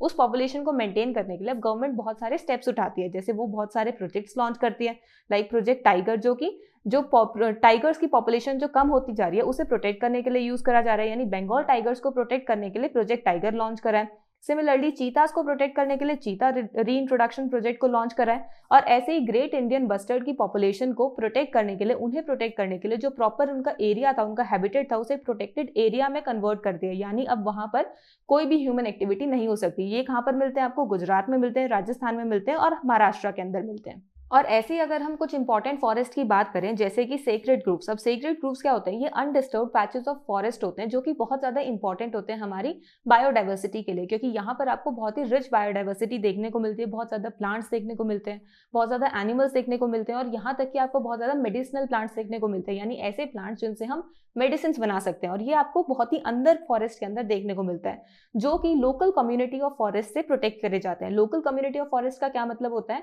आपने कभी नोटिस करा होगा कि आप जब देखते हो कि हम जब अलग अलग कम्युनिटीज की बात कर रहे हैं कि हमारी एक पॉपुलेशन है, ऐसी किसी और ग्रुप की भी एक पॉपुलेशन हो सकती है, तो ऐसी कुछ ऐसी पॉपुलेशन होती है जो कि फॉरेस्ट में रहती है, और उस पॉपुलेशन का काम होता है कि अगर वो उस फॉरेस्ट में रह रहे हैं तो उनका हैबिटेट वो फॉरेस्ट है, तो वो अपने हैबिटेट को प्रोटेक्ट करते हैं। जैसे हम हमारे घर को, हमारे हैबिटेट को प्रोटेक्ट करते हैं, तो ऐसे ही वो जो हमारी पॉपुलेशन है वो उस प्रोटेक्ट करते हैं उस हैबिटेट को, विच इज देयर फॉरेस्ट। तो जब हम सेक्रेड ग्रुप्स की बात करते हैं तो that is protected by the community living with in the forest. तो वो प्रोटेक्ट करते हैं कि उनकी कटिंग ना हो, उनके अंदर फर्दर कोई और ज्यादा ह्यूमन एक्टिविटीज ना आए, ताकि वो उस प्रॉपर डाइवर्सिटी को प्रोटेक्ट कर सके। सो यहाँ से हमें ये पता लगता है कि बायोडाइवर्सिटी जो हमारे प्लैनेट पर प्रेजेंट है वो हमारे लिए कितनी इंपॉर्टेंट है। अगर हमारे लिए इतनी इंपॉर्टेंट है तो हमें उसे प्रोटेक्ट करना भी जरूरी है, क्योंकि हमें पता है कि अगर हमें सर्वाइव करना है तो हमें एक बैलेंस्ड एनवायरनमेंट चाहिए, जहाँ पर सारी की सारी डाइवर्सिटी, चाहे वो प्लांट्स की डाइवर्सिटी हो, चाहे वो एनिमल्स की डाइवर्सिटी हो, चाहे वो ह्यूमन्स की डाइवर्सिटी हो, कोई भी पॉपुलेशन होगी, हमें उसे प्रॉपर बैलेंस फॉर्म में मेंटेन करना होगा, क्योंकि we know that plants and animals are dependent upon each other for the survival. इसे हम ऑलरेडी चैप्टर में डिस्कस कर चुके हैं। तो अगर हमें इस सर्वाइवल के इसको मेंटेन करके रखना है, अपनी हेल्थ को मेंटेन करके रखना है, तो हमें ओवरऑल इस बैलेंस्ड इकोसिस्टम एनवायरनमेंट को मेंटेन करना होगा और इसी वजह से हमें बायोडाइवर्सिटी को प्रोटेक्ट करना होगा। So with this our chapter is completed. I hope आपको ये चैप्टर अच्छे से समझ में आया होगा। अगर फिर भी किसी को कोई डाउट है तो आप कमेंट सेक्शन में पूछ सकते हो। अब हम इस चैप्टर को कंप्लीट करने के बाद इसकी बैक एक्सरसाइज को स्टार्ट करेंगे, जहां पर हम 1 बाय 1 करके इसके सारे के सारे क्वेश्चंस को अटेम्प्ट करेंगे। So let's begin with question number 1। Question number 1 में क्या पूछा हुआ है? Here are 2 types of seeds. What differences do you find among the roots and leaf venetion of their plants? यहाँ पर आपको 2 तरीके के सीड्स गिवन है। एक आपको वीट प्लांट का सीड गिवन है, दूसरा आपको किडनी बीन्स गिवन है। अब ये जो वीट सीड्स है और किडनी बीन सीड्स है, किडनी बीन सीड्स और कुछ नहीं, राजमा ही होता है। इन दोनों सीड्स को देखते हुए, इन दोनों सीड्स को ऑब्जर्व करते हुए आपको ये बताना है कि इनके जो प्लांट्स हैं इनमें क्या क्या डिफरेंसेस हैं, उनके रूट सिस्टम को लेकर और उनकी लीफ सिस्टम को लेकर, यानी लीव्स में जो वेन्स हमने डिस्कस करी थी। हमने चैप्टर में देखा था कि जब भी हम लीव्स और रूट्स की बात करते हैं तो वहां पर 2 तरीके के रूट सिस्टम है, which is tap root system and fibrous root system. दोनों ही हमने देखे थे चैप्टर में किस तरीके से होते हैं। ऐसे ही जब हमने लीव्स की बात करी थी तो वहां पर भी हमने देखा था कि हमें 2 टाइप के वेनेशन देखने को मिलते हैं लीव्स में। और वेनेशन क्या था कि हम जब लीफ को ऑब्जर्व करते हैं तो उसमें हमें अलग अलग छोटी छोटी सी लाइंस दिखती हैं, और वो जो लीव्स होती हैं उन्हें हम बोलते हैं वेन्स, और उन वेन्स का अगर कोई पर्टिकुलर पैटर्न होता है तो उसे हम बोलते हैं वेनेशन। तो यहाँ पर हमें पर्टिकुलर वेनेशन ऑब्जर्व होता है तो उसी को हम वेनेशन ऑफ लीव्स बोलते हैं। तो इन दोनों ही सीड्स को आपको उनके रूट सिस्टम और उनके वेनेशन के पैटर्न के अकॉर्डिंग डिफरेंशिएट करना है। तो सबसे पहले हम यहाँ पर वीट प्लांट को डिस्कस करते हैं। तो जैसे कि आप सब जानते हो कि हमने चैप्टर के अंदर वीट को डिस्कस करा हुआ है, और वीट को डिस्कस करते हुए हमने क्या देखा था कि वीट प्लांट ऐसा प्लांट है जिसके पास तो फाइब्रस रूट सिस्टम होता है और पैरेलल वेनेशन होती है। वैसे भी हमने देखा था कि जब भी हम किसी ऑब्जर्व प्लांट के अंदर जनरली फाइब्रस रूट सिस्टम देखेंगे तो वहां पर आपको पैरेलल वेनेशन देखने को मिलेगी, और जहां आपको टैप रूट सिस्टम देखने को मिलेगा वहां आपको जनरली उन लीव्स के अंदर रेटिकुलेट वेनेशन देखने को मिलेगा। तो ये हमारा एक जनरल डिस्कशन था जिसके बेसिस पर आप अपने क्वेश्चंस को आंसर कर सकते हो। तो यहाँ पर इस क्वेश्चन को आप आंसर कैसे करोगे? सबसे पहले हम वीट प्लांट की बात करते हैं। तो वीट सीड्स को अगर आप ऑब्जर्व करोगे और इनके प्लांट्स को देखोगे तो आपको वहां पर फाइब्रस रूट सिस्टम देखने को मिलता है। फाइब्रस रूट सिस्टम के अंदर क्या होता है कि आपके स्टेम के जो बेस है उस बेस में से आपकी बहुत सारी रूट्स जो है वो एक साथ निकल रही है, तो उसे हम बोलते हैं फाइब्रस रूट सिस्टम। और वहीं पर अगर हम इसके लीव्स को ऑब्जर्व करेंगे तो वहां पैरेलल वेनेशन देखने को मिलता है। पैरेलल वेनेशन का क्या मतलब होता है कि ऐसी पैरेलल लाइंस ही निकल रही होती है आपकी वेन्स की उस लीफ के ऊपर, तो उसे पैरेलल वेनेशन बोलते हैं। तो आप इसके फर्स्ट पार्ट को आंसर कैसे करोगे? Wheat have fibrous root system in which root arises from the base of plant and leaves have parallel venation in which the veins run parallel to each other along the length of leaves। तो इस तरीके से आप अपने question का first part answer करोगे। Now let's move on towards the second part of question। Second part में अब आपके पास क्या पूछा हुआ है? किडनी बीन्स के बारे में, which is राजमा। अब जब हम किडनी बीन्स की बात करते हैं तो हमें इसके अंदर किडनी बीन्स में टैप रूट सिस्टम देखने को मिलता है। टैप रूट सिस्टम देखने को मिलता है तो इसका मतलब है इसके लीव्स कैसे होंगे? इसके लीव्स रेटिकुलेट वेनेशन वाले होंगे। तो यहाँ पर आप इसको कैसे आंसर करोगे? Kidney beans have tap root system which consist of main group that grows vertically downward and with smaller side roots branching from it. यहाँ पर क्या है, जब हम किडनी बीन्स की बात करते हैं तो किडनी बीन्स में एक टैप रूट सिस्टम मिलता है जिसके अंदर आपकी एक मेन रूट जो है वो ग्रो करती है डाउनवर्ड्स, और जिससे बहुत सारी मल्टीपल ब्रांचेस जो है वो साइड में ग्रो कर रही होती है। And have reticulate type of venation in which the network of veins is observed on leaf। जिसमें हम क्या ऑब्जर्व करते हैं कि जब हम लीव्स को देखते हैं तो वहां पर एक रेटिकुलेट वेनेशन मिलता है जिसमें हमारे पास जो लीव्स के ऊपर एक पर्टिकुलर नेटवर्क होता है अरेंजमेंट ऑफ वेन्स का, जिसमें एक बीच में मेन मिडरिब होती है जिसके साइड में बहुत सारी छोटी छोटी वेन्स निकल रही होती है और उनसे भी बहुत सारी वेन्स निकल रही होती है। तो यहाँ पर हम क्या कंक्लूड कर सकते हैं कि अगर हम वीट प्लांट की बात करेंगे तो वहाँ फाइब्रस रूट सिस्टम और पैरेलल वेनेशन देखने को मिलता है। वहीं अगर आप किडनी बीन्स की बात करोगे तो वहां पर आपको टैप रूट सिस्टम और रेटिकुलेट वेनेशन देखने को मिलता है। तो this was your second part of the question and along with it your first question is completed. Now let's move on to question number 2। Second question में क्या पूछा हुआ है? Name some of the animals, name of some animals are given below, group them based on their habitat. Write the names of aquatic animals in their marked areas and terrestrial animals in their marked areas B. Enter the names of animals living in both habitats in part C। आपको यहाँ पर कुछ animals given है, उन animals को आपको उनके habitats के अकॉर्डिंग अरेंज करना है। यहाँ पर आपको एक सिस्टम सा गिवन है जिसमें आपको सर्कल्स दिख रहे हैं और उन सर्कल्स में आपको 3 एरियाज गिवन है, A, B एंड C। इन तीनों एरियाज के अंदर आपको उनके हैबिटेट्स के अकॉर्डिंग अरेंज करना है, जिसमें हम ये बोल रहे हैं कि जो हमारा A पोर्शन है उसमें हम एक्वेटिक एनिमल्स को नेम करेंगे, जो बी पोर्शन है उसमें हम टेरेस्ट्रियल एनिमल्स को नेम करेंगे, और जो हमारा सी पोर्शन है वहां पर हम ऐसे एनिमल्स को नेम करेंगे जो दोनों ही हैबिटेट्स में अपने रह सकते हैं। ऐसे एनिमल्स को हम क्या बोलते थे? एम्फीबियंस। इसे हम ऑलरेडी चैप्टर में डिस्कस कर चुके हैं। तो यहाँ पर आपको कौन से एनिमल्स गिवन है पहले वो देखते हैं। तो यहाँ आपको गिवन है horse, dolphin, frog, sheep, squirrel, crocodile, whale, earthworm, pigeon and tortoise. अब यहाँ पर इन एनिमल्स को देख के हमें इजीली समझ आ जाएगा कि कौन सा टेरेस्ट्रियल है, कौन सा एक्वेटिक है और कौन सा हमारा ऐसा एनिमल है जो दोनों हैबिटेट्स में रह सकता है, क्योंकि ये बहुत कॉमन से एनिमल्स हैं। तो सबसे पहले हम यहाँ पर ऑब्जर्व करते हैं कि हमारे टेरेस्ट्रियल एनिमल्स कौन कौन से हैं। तो टेरेस्ट्रियल एनिमल्स में आप ऑब्जर्व करोगे कि हॉर्स एक टेरेस्ट्रियल एनिमल है, शीप एक टेरेस्ट्रियल एनिमल है, that is they live on land. Squirrel एक टेरेस्ट्रियल एनिमल है क्योंकि हमें पता है वो तो पेड़ों पर रहती है। पिजन और अर्थवर्म भी आपका टेरेस्ट्रियल एनिमल है क्योंकि ये आपके पानी में नहीं रहते हैं, ये आपकी या तो मिट्टी में रहेंगे या आसमान में उड़ेंगे, तो ये आपके लैंड पर ही रह रहे होते हैं। वहीं अगर हम एक्वेटिक एनिमल्स की बात करें, यानी ऐसे एनिमल्स जो आपके पानी के अंदर रह रहे होते हैं, तो वो होते हैं आपके व्हेल्स और डॉल्फिन्स। अब आप बोलोगे कि मैम और भी तो एक्वेटिक एनिमल्स हैं, बिल्कुल करेक्ट, और भी एक्वेटिक एनिमल्स हैं, बट वो ऐसे एनिमल्स हैं जो आपके land as well as water दोनों ही हैबिटेट्स में रह सकते हैं। अब इसके बाद अगर हम कुछ ऐसे एनिमल्स की बात करें जिसमें हम लैंड और वाटर दोनों के हैबिटेट को ऑब्जर्व करते हैं, वो आपके होते हैं एम्फीबियंस, जो यहाँ पर आपको फ्रॉग, क्रोकोडाइल और टॉर्टॉइस गिवन है। यानी ये जो 3 एनिमल्स ऐसे हैं जो आपके लैंड में भी और एज वेल एज आपके वाटर के अंदर दोनों में ही अपनी एग्जिस्टेंस को शो कर सकते हैं। सो इस तरीके से आप अपने एनिमल्स को उनके हैबिटेट्स के अकॉर्डिंग क्लासीफाई कर सकते हो। तो यहाँ पर आप इस डायग्राम के अंदर इन तीनों ही प्लेसेस पर उनके नेम्स को ऐड कर सकते हो। So this was the question number 2। Now let's move on to question number 3। Question number 3 में क्या पूछा हुआ है? Mannu's mother maintain a kitchen garden. Mannu की मदर एक किचन गार्डन मेंटेन करती है। One day she was digging out radish from the soil. अब उस किचन गार्डन के अंदर अलग अलग फ्रूट्स, वेजिटेबल्स वो ग्रो कर सकती है, तो उसमें उसने रेडिश ग्रो कर रखी है, यानी मूली ग्रो कर रखी है। तो वो क्या कर रही थी? मूली को निकाल रही थी अपनी सॉइल में से। She told Manu that radish is a kind of root. उसने मनु को बोला कि जो रेडिश मैंने निकाली है सॉइल में से, एक तरीके की रूट है। रूट क्यों है? आप सोचोगे कि रूट कैसे हो सकती है, तो फिर आपके दिमाग में आएगा कि रूट तो होता है underground part of the plant, और ये रेडिश तो पूरी की पूरी ग्राउंड में थी, तो इसका मतलब है कि हाँ ये रूट है। ये समझ में आ गया। Examine a radish and write what type of root it is. अब यहाँ पर क्वेश्चन ये बोला हुआ है कि आप रेडिश को ध्यान से ऑब्जर्व करो और ये बताओ कि किस टाइप की रूट है। What type of venation would you observe in the leaves of radish plant? और उसी के कॉरेस्पॉन्डिंग आप उसके वेनेशन के बारे में भी एक्सप्लेन करो। तो अगर हमें रूट का पता लग जाए तो हम उसके वेनेशन को तो एक्सप्लेन कर ही सकते हैं, क्योंकि जनरल रिलेशन हमें ऑलरेडी पता है कि अगर फाइब्रस रूट सिस्टम होगा तो पैरेलल वेनेशन होगा, और अगर हमारे पास टैप रूट सिस्टम होगा तो वहां पर रेटिकुलेट वेनेशन होगा। इसे हम ऑलरेडी अपने चैप्टर में देख चुके हैं। पर यहाँ पर रूट्स को आइडेंटिफाई करने के लिए हमें इसके अंदर सबसे पहले रेडिश को ऑब्जर्व करना पड़ेगा। तो जैसे कि आप यहाँ देख पा रहे हो, आपको रेडिश आपको दिख रही होगी। अब रेडिश में क्या है? ऊपर लीव्स है, नीचे उसकी पूरी की पूरी वो मूली है। अब यहाँ पर क्या होता है? ये जो नीचे वाली व्हाइट पोर्शन है जो आपको मूली दिख रही है, ये पूरी की पूरी ग्राउंड में होती है। इसी वजह से हम बोलते हैं कि एक तरीके की रूट होती है। अब इसमें आपको क्या दिख रहा है कि बीच में एक मोटी सी मूली है और साइड में छोटे छोटे से कुछ धागे निकले हुए हैं।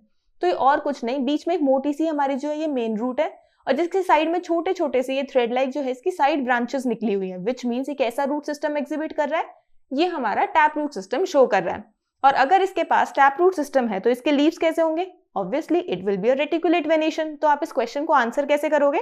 Reddish plant have tap root system which consist of main root that grows vertically downward and with the smaller side roots branching from it and have a reticulate type of venation in which the network of veins is observed on the leaf. तो इस तरीके से हम इस question को answer करेंगे। आई hope आपको ये क्वेश्चन अच्छे से समझ में आ गया होगा। आपको बस उस प्लांट को ऑब्जर्व करना है, जो जो उस प्लांट में दिख रहा है वैसे वैसे अपने क्वेश्चन के अंदर आंसर करते जाना है। So this was the question number 3. Now let's move on to question number 4. Question number 4 में क्या पूछा हुआ है? Question number 4 में आपको बोला हुआ है look at the image of mountain goat and goat found in the plains. यहाँ पर आपको 2 goats गिवन है, एक आपको mountain goat गिवन है, दूसरी आपको goat found in plains given है। यानी कि यहाँ पर एक तो माउंटेन पे रहती है गोट और दूसरी गोट जो है वो नीचे प्लेन एरिया पे रहती है। Point out the similarities and differences between them. आपको यहाँ पर इन दोनों ही गोट्स के बीच में सिमिलैरिटीज और डिफरेंसेस फाइंड आउट करने की, क्या चीज दोनों में सेम है और क्या चीज दोनों में डिफरेंट है, and what are the reasons for these differences. और उसके बाद इनके रीजंस को भी एक्सप्लेन करना है कि क्या रीजंस है इनके डिफरेंसेस के बीच में, यानी कि दोनों गोट ही हैं लेकिन फिर भी डिफरेंस है इनमें, ऐसा क्यों। तो यहाँ पर हम देखेंगे, सबसे पहले सिमिलैरिटीज की बात करते हैं। तो सिमिलैरिटीज में हमें क्या दिख रहा है कि दोनों गोट है, बिल्कुल करेक्ट। तो इसका मतलब है कि इनकी फैमिली सेम होगी। जैसे फॉर एग्जांपल ऐसे बोलते हैं ना कि हम दोनों भाई बहन हैं। भाई बहन क्यों है? क्योंकि हमारी फैमिली सेम है। तो इसी तरीके से ये जो गोट है इनकी फैमिली सेम है, यानी कहीं ना कहीं इनके एंसेस्टर्स गोट से बिलोंग, मतलब गोट कैटेगरी थी, जिनसे फर्दर आगे आगे आते हुए जैसे जैसे इन्होंने अपनी जगह बदलती गई, इनकी थोड़ी बॉडी में फीचर्स में चेंजेस आते गए। इनके अडेप्टेशंस के अकॉर्डिंग, जो जो यहाँ पर रह रहे थे हैबिटेट के अकॉर्डिंग इनकी बॉडी में अडेप्टेशंस होती गई। इन सब चीजों को हम ऑलरेडी चैप्टर में डिस्कस कर चुके हैं। तो यहाँ पर हमारे पास इनके बॉडी के अंदर जो फीचर्स आए वो हमारे जैसे जैसे हम जगह जगह चेंज करते जा रहे हैं वैसे वैसे डेवलप होते हैं। तो सेम चीज इन गोट्स के साथ होती है, तो इसका मतलब इनकी फैमिली सेम है, तो ये इनकी सिमिलैरिटी हुई फर्स्ट। और फर्दर क्या सिमिलैरिटी आप ऑब्जर्व कर सकते हो, दोनों ही आपके क्या है, घास खाती हैं। जो घास खाते हैं या फिर जो प्रॉपर सिर्फ और सिर्फ प्लांट्स पर डिपेंड करते हैं उन्हें हम क्या कहते हैं, हर्बीवोर्स। तो इसका मतलब है दोनों के दोनों गोट्स क्या है, हर्बीवोर्स हैं, बिल्कुल करेक्ट। अब आप इन्हें देख रहे हो तो और क्या सिमिलैरिटी आपको देखने को मिल रही है, आप बोलोगे कि मैम दोनों के ही सींग है, बिल्कुल करेक्ट, यानी दोनों के पास हॉर्न्स है। और दोनों की पैर में अगर आप ऑब्जर्व करोगे तो जो पैरों के अंदर क्या होता है, इस तरीके से एक हार्ड सा सरफेस होता है, जिसमें आप क्या बोलते हो कि यहाँ पर हार्ड सरफेस के ऊपर क्या है, जिसको हम बोलते हैं हूव्स, जो कि उसको मूवमेंट में हेल्प करते हैं, विच मीन्स कि दोनों ही गोट्स के पास हॉर्न्स हैं और दोनों ही गोट्स के पास हूव्स हैं। तो ये तो हमारी सिमिलैरिटीज हो गई। तो सिमिलैरिटीज में आप क्या बताओगे, both the goats have belong to same family and both are herbivores and both have horns and hooves। तो इसका मतलब है सिमिलैरिटीज तो हमें पता लग गई। अब अगर हम डिफरेंसेस की बात करेंगे तो डिफरेंसेस में हमारे पास सबसे पहले हम माउंटेन गोट की बात करते हैं, फिर हम गोट फाउंटेन प्लेन्स की बात करेंगे। अब माउंटेन गोट को देख के आपको प्लेन्स की गोट से क्या डिफरेंस देखने को मिल रहा है। माउंटेन गोट में क्या होता है, माउंटेन गोट के पास बहुत सारे लंबे लंबे से फर हैं, बहुत बड़े बड़े बाल हैं उसके ऊपर। क्यों इतने लंबे लंबे बाल है उसके ऊपर, क्योंकि वो काफी ज्यादा ठंड में रह रही होती है, तो उससे बचने के लिए उसके ऊपर लंबे लंबे से बाल हैं। और फर्दर अगर आप देखोगे तो काफी मोटी है एज कंपेयर टू दूसरी गोट। क्यों मोटी है इतनी, क्योंकि उसे बहुत सारे माउंटेन्स को क्लाइंब करना होता है, तो माउंटेन्स को क्लाइंब करने के लिए उसको बॉडी में एनर्जी भी चाहिए होती है। और साथ साथ इसके जो सींग है वो दूसरी गोट के कंपैरिजन में काफी शार्प है। क्यों शार्प है, ताकि वो अपने प्रेडेटर से खुद को, यानी अपने जो उसको मारने वाले, उसको खाने वाले एनिमल्स हैं, उनसे खुद को बचा सके। तो यहाँ पर हमें माउंटेन गोट में क्या ऑब्जर्व होता है difference, it has thick long fur to protect against the cold mountain temperatures and have more muscular body for climbing rocky mountains। काफी मस्कुलर बॉडी है ताकि वो ज्यादा लॉन्ग डिस्टेंसेस को कवर कर सके बिना थके, उसके अंदर एनर्जी हो इन सब चीजों के लिए। They also have sharp horns to protect themselves from predators। और साथ ही साथ उसके काफी पॉइंटेड से सींग है ताकि वो अपने आप को प्रेडेटर से प्रोटेक्ट कर सके। तो ये तो हमारी माउंटेन गोट की बात हो गई। अब ऐसे अगर हम प्लेन की गोट की बात करेंगे तो वहां पर आपको क्या देखने को मिलता है उसमें, अगर हम देखें इन दोनों के अंदर तो यहाँ हमें देखने को मिल रहा है कि जो माउंटेन गोट है उसके कंपैरिजन में प्लेन वाली गोट में बाल बहुत छोटे छोटे हैं, क्योंकि उसे इतनी ठंड में नहीं रहना, तो इस वजह से हम यहाँ पर बोलते हैं कि इसके स्मॉल फर है। फर्दर हम क्या देखते हैं कि इसके हॉर्न भी छोटे हैं, यानी इसके सींग काफी छोटे हैं, क्योंकि इसे ऐसे जानवरों से नहीं बचना होता जो इसको ज्यादा खतरनाक तरीके से इसके पीछे होते हैं, यानी कि हमें इनके प्रेडेटर से ज्यादा इतना खतरा नहीं होता इन गोट्स को। फर्दर हम क्या देखते हैं कि इनकी जो टांगे हैं वो माउंटेन गोट्स के कंपैरिजन में थोड़ी लंबी होती हैं। क्यों लंबी होती हैं, ताकि अच्छे से प्लेन एरियाज के अंदर मूवमेंट कर सके। तो यहाँ पर हम गोट्स इन प्लेन्स में क्या ऑब्जर्व करते हैं, it has shorter fur and have a lean body suitable for flat and open areas. इसके फर काफी छोटे होते हैं, प्लस इसकी काफी पतली सी बॉडी होती है ताकि वो ओपन एरियाज और फ्लैट एरियाज में प्रॉपर मूवमेंट शो कर सके।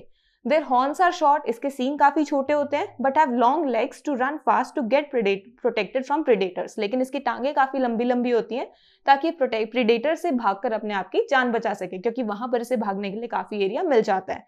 सो इस तरीके से हमने दोनों ही गोट्स के बीच में सिमिलैरिटीज भी और डिफरेंसेस भी दोनों को ही कवर कर लिया। तो आई होप आपको दोनों के दोनों जो गोट्स हैं वो अच्छे से क्लियर हो गई होंगी और इनकी डिफरेंसेस और सिमिलैरिटीज भी अच्छे से समझ में आ गई होंगी। So this was our question number 4. Now let's move on to question number 5. Question number 5 में क्या पूछा हुआ है, Group the following animals into 2 groups based on any feature other than those discussed in the chapter। यहाँ पर आपको कुछ animals given है, इन सारे एनिमल्स को आपको 2 डिफरेंट ग्रुप्स के अंदर कैटेगराइज करना है, 2 डिफरेंट ग्रुप्स में डिवाइड करना है। पर आपको ये ध्यान रखना है कि जो आपने चैप्टर में डिवीजन स्टडी करी है एनिमल से रिलेटेड, उससे आपको थोड़ा सा डिफरेंट डिवीजन यहाँ पर शो करना है। अब हमने चैप्टर में क्या क्या डिवीजन स्टडी करी है, मेनली हमने एनिमल्स को उनके हैबिटेट यानी वो कहाँ रहते हैं उसके अकॉर्डिंग डिवाइड करा है कि टेरेस्ट्रियल एनिमल्स, एक्वेटिक एनिमल्स या फिर ऐसे animals which live both on land as well as in water. और या फिर हमने उनकी मूवमेंट के अकॉर्डिंग उन्हें डिवाइड करा है कि कुछ एनिमल्स वॉक करते हैं, कुछ एनिमल्स स्विम करते हैं, कुछ एनिमल्स फ्लाई करते हैं, या फिर हम उसके अंदर बॉडी पार्ट्स के अकॉर्डिंग उसे डिवाइड कर रहे थे। यानी हमारे पास बहुत सारे डिविजन्स हम ऑलरेडी डिस्कस कर चुके हैं हमारे चैप्टर में, बट यहाँ पर अब हमें इन एनिमल्स को उनके किसी ऐसे कैरेक्टरिस्टिक के बेसिस पर डिवाइड करना है 2 डिफरेंट ग्रुप्स के अंदर जो हमने चैप्टर में डिस्कस नहीं करा है। तो पहले एक बार एनिमल्स को देखते हैं, फिर सोचेंगे कि ऐसे कौन सी कैरेक्टरिस्टिक्स है जिसके बेसिस पर हम इन्हें डिवाइड कर सकते हैं। तो यहाँ पर आपको एनिमल्स गिवन है cow, cockroach, pigeon, bat, tortoise, whale, fish, grasshopper and lizard. अब यहाँ पर ये जो आपको सारे एनिमल्स दिख रहे हैं, इन सारे एनिमल्स में आप क्या ऑब्जर्व कर रहे हो कि हमें यहाँ पर जो एनिमल्स दिख रहे हैं ये आपके कुछ तो वॉक करते हैं, यानी कुछ तो हम नॉन फ्लाइंग एनिमल्स की तरह कैटेगराइज कर सकते हैं, और कुछ हमारे जो है एनिमल्स वो फ्लाई करते हैं। हमें पता है इंसेक्ट्स फ्लाई करते हैं, बर्ड्स फ्लाई करती है, यानी कि हम ऐसे एनिमल्स को डिवाइड कर सकते हैं जो फ्लाई कर रहे हैं और कुछ ऐसे एनिमल्स को ऑब्जर्व कर सकते हैं जो फ्लाई नहीं करते। तो यहाँ पर हम फ्लाइंग और नॉन फ्लाइंग कैटेगरी में से डिवाइड कर सकते हैं, तो उसी बेसिस पर हम यहाँ पर इसे आंसर करेंगे। तो यहाँ आंसर करते हुए हमने कैटेगराइजेशन क्या करी है, हमने कैटेगराइजेशन करी है flying animals and non flying animals. तो फ्लाइंग एनिमल्स में आप कौन से एनिमल्स ऐड कर सकते हो, pigeon, bat, cockroach, grasshopper.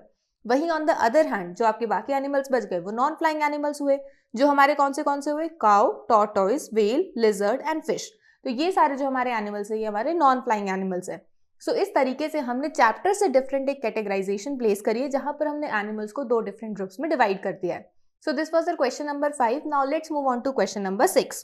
Question number 6 में क्या पूछा हुआ है, As the population grows and people want more comfortable lives, forests are being cut down to meet various needs। अब यहाँ पर क्वेश्चन में क्या बोला है कि जैसे जैसे पॉपुलेशन ग्रो कर रही है, यानी ज्यादा से ज्यादा हमारे ह्यूमंस की ग्रोथ हो रही है, तो उसमें क्या हो रहा है, हमें और ज्यादा कंफर्टेबल लाइफ चाहिए होती है। हम हमारे अगर एग्जाम्पल कंसिडर करें तो हम हमेशा क्या सोचते हैं कि हमेशा हमारे पास बहुत सारी फैसिलिटीज हो, हम अपने कंफर्ट जोन में हो, हमें अगर कुछ चाहिए तो वो हमें मिल जाए, कुछ खाना हो तो वो मिल जाए, अगर हम पढ़ना चाहते हैं तो बैठने के लिए हमें स्टडी टेबल और चेयर मिले, यानी हम हमेशा एक कंफर्ट जोन में रहना चाहते हैं।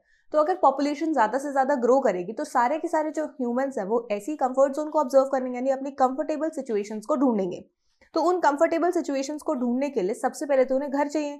अब घर हम कहाँ बनाते हैं, हम घर एक ऐसे एरिया में बनाते हैं जहाँ पर हमारे पास प्रॉपर एक सूटेबल एरिया हो लिविंग का, जहाँ हमें बहुत आसपास मार्केट्स दिख रही हो, आसपास हमारे पास पार्क्स हो, यानी हमें काफ़ी बड़ा एरिया चाहिए होता है जहाँ पर हम इन सारी चीज़ों को ऑब्जर्व करेंगे, वहाँ हम रहते हैं। बट हमें ये भी पता है कि लैंड तो हमारे पास लिमिटेड है, हमारे पास इतने बड़े सरफेस, इतना बड़ा तो एरिया नहीं है जहाँ पर हम हर एक चीज़ को ढूंढ सके। तो इसका मतलब है कि अगर हम यहाँ पर ऑब्जर्व करेंगे तो यहाँ आपके पास हमें कुछ जो हमारे फॉरेस्टेड पार्ट है, यानी ऐसे पार्ट जहाँ पर बहुत सारे पेड़ हैं, उन्हें काटना पड़ेगा, तभी तो हम वहाँ पर उस पार्ट को कट करके उन एरियाज को कवर कर रिमूव करके फॉरेस्ट को वहाँ पर अपने रेजिडेंशियल एरियाज यानी रहने की जगह बना सकते हैं, पार्क्स बना सकते हैं बच्चों के खेलने के लिए। तो इस तरीके से पॉपुलेशन ग्रोथ के अकॉर्डिंग हम वहाँ पर अपने एरियाज में रह सकते हैं। बट यहाँ पर फर्दर क्वेश्चन में क्या बोला हुआ है, how can this affect our surroundings. अब अगर हम फॉरेस्ट को कट करके वहाँ पर अपने रहने की जगह बनाएंगे तो उससे सराउंडिंग्स पर क्या इफेक्ट पड़ेगा, ये क्वेश्चन पूछा हुआ है। और साथ में ये पूछा हुआ है how do you think we can address this challenge. और ये बोला हुआ है कि अगर इससे कुछ नेगेटिव इम्पैक्ट पड़ रहा है हमारे सराउंडिंग के ऊपर तो उसको हम कैसे बचा सकते हैं, कैसे उस नेगेटिव इम्पैक्ट को हम रोक सकते हैं। तो वो चीज़ आपको यहाँ पर एक्सप्लेन करनी है। तो सबसे पहले आप यहाँ पर ऑब्जर्व करो कि आपको यहाँ पर ये कटिंग डाउन ऑफ फॉरेस्ट से क्या समझ में आ रहा है।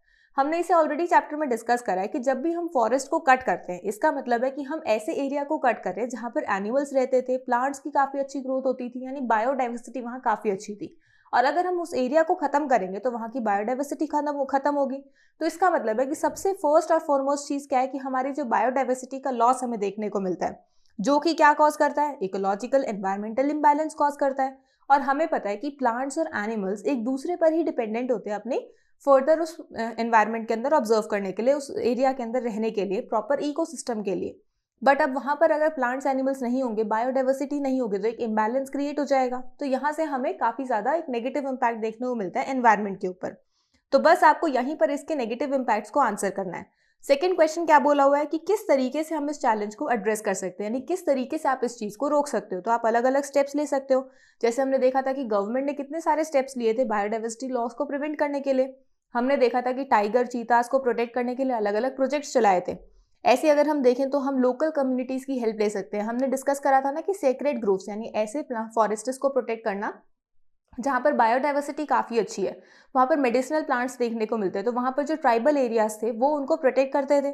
तो इसका मतलब है कि उनको प्रोटेक्ट करने के लिए हम यूज़ कर सकते हैं उसे, और साथ साथ हम उनकी हेल्प लेने के साथ साथ हमारे गवर्नमेंट के लॉज को भी और ज़्यादा स्ट्रिक्ट बना सकते हैं कि वहाँ जाके ह्यूमन एक्टिविटीज़ को प्रिवेंट करें, ताकि वो उस चीज़ के अंदर फर्दर अपनी उनको प्रोटेक्ट कर सके, फॉरेस्टेड एरियाज को प्रोटेक्ट कर सके। तो आप इस क्वेश्चन को आंसर कैसे करोगे, as population grows we are cutting down more trees which leads to loss of biodiversity. जैसे जैसे पॉपुलेशन ग्रो कर रही है हम ज़्यादा से ज़्यादा पेड़ काट रहे हैं, जिसकी वजह से लॉस ऑफ बायोडाइवर्सिटी ऑब्जर्व हो रहा है, चेंजेस इन क्लाइमेट ऑब्जर्व हो रहे हैं, सॉइल इरोजन हो रहा है, डिक्रीज इन एयर क्वालिटी। ये सारी चीज़ें हमें ऑब्जर्व होती है, क्योंकि अगर हमारे पेड़ कटेंगे तो उससे एनवायरनमेंट में चेंज आएगा, क्लाइमेट में चेंज आएगा, सॉइल इरोजन होगा, और साथ साथ आपको वहाँ पर एयर क्वालिटी में भी डिक्रीज देखने को मिलेगा, यानी पॉल्यूशन बढ़ेगा। और इसे आप एड्रेस कैसे करोगे? We can address this challenge by protecting the areas by establishing more national parks, more wild life sanctuaries. आप ज़्यादा से ज़्यादा प्रोटेक्टेड एरियाज बनाने की कोशिश करोगे ताकि आप वहाँ पर उस एरिया को भी और वहाँ के एनिमल्स को भी प्रोटेक्ट कर सको। साथ साथ taking help from local people, यानी कि वहाँ के ट्राइबल ग्रुप्स की हेल्प लेके आप उस एरिया को प्रोटेक्ट कर सकते हो।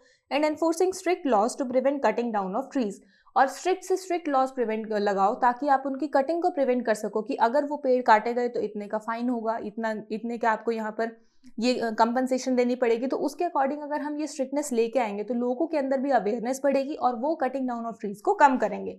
सो इस तरीके से हम लॉस ऑफ बायोडाइवर्सिटी को भी प्रिवेंट कर सकते हैं। सो आई होप आपको ये क्वेश्चन अच्छे से समझ में आया होगा, काफी इंपॉर्टेंट क्वेश्चन है। So this was your question number 6। Now let's move on to question number 7। Question number 7 में क्या पूछा हुआ है? Analyze the flow chart, what can be the examples of A and B. यहाँ पर आपको एक फ्लो चार्ट गिवन है। इस फ्लो चार्ट के अंदर आपको दो डिफरेंट वेरिएबल्स गिवन है which is A and B. इन दोनों को ही आपको फाइंड आउट करना है। सबसे पहले इस फ्लो चार्ट को देखते हैं कि क्या बोला हुआ है। इस फ्लो चार्ट में सबसे पहले आपको प्लांट्स से रखे हैं।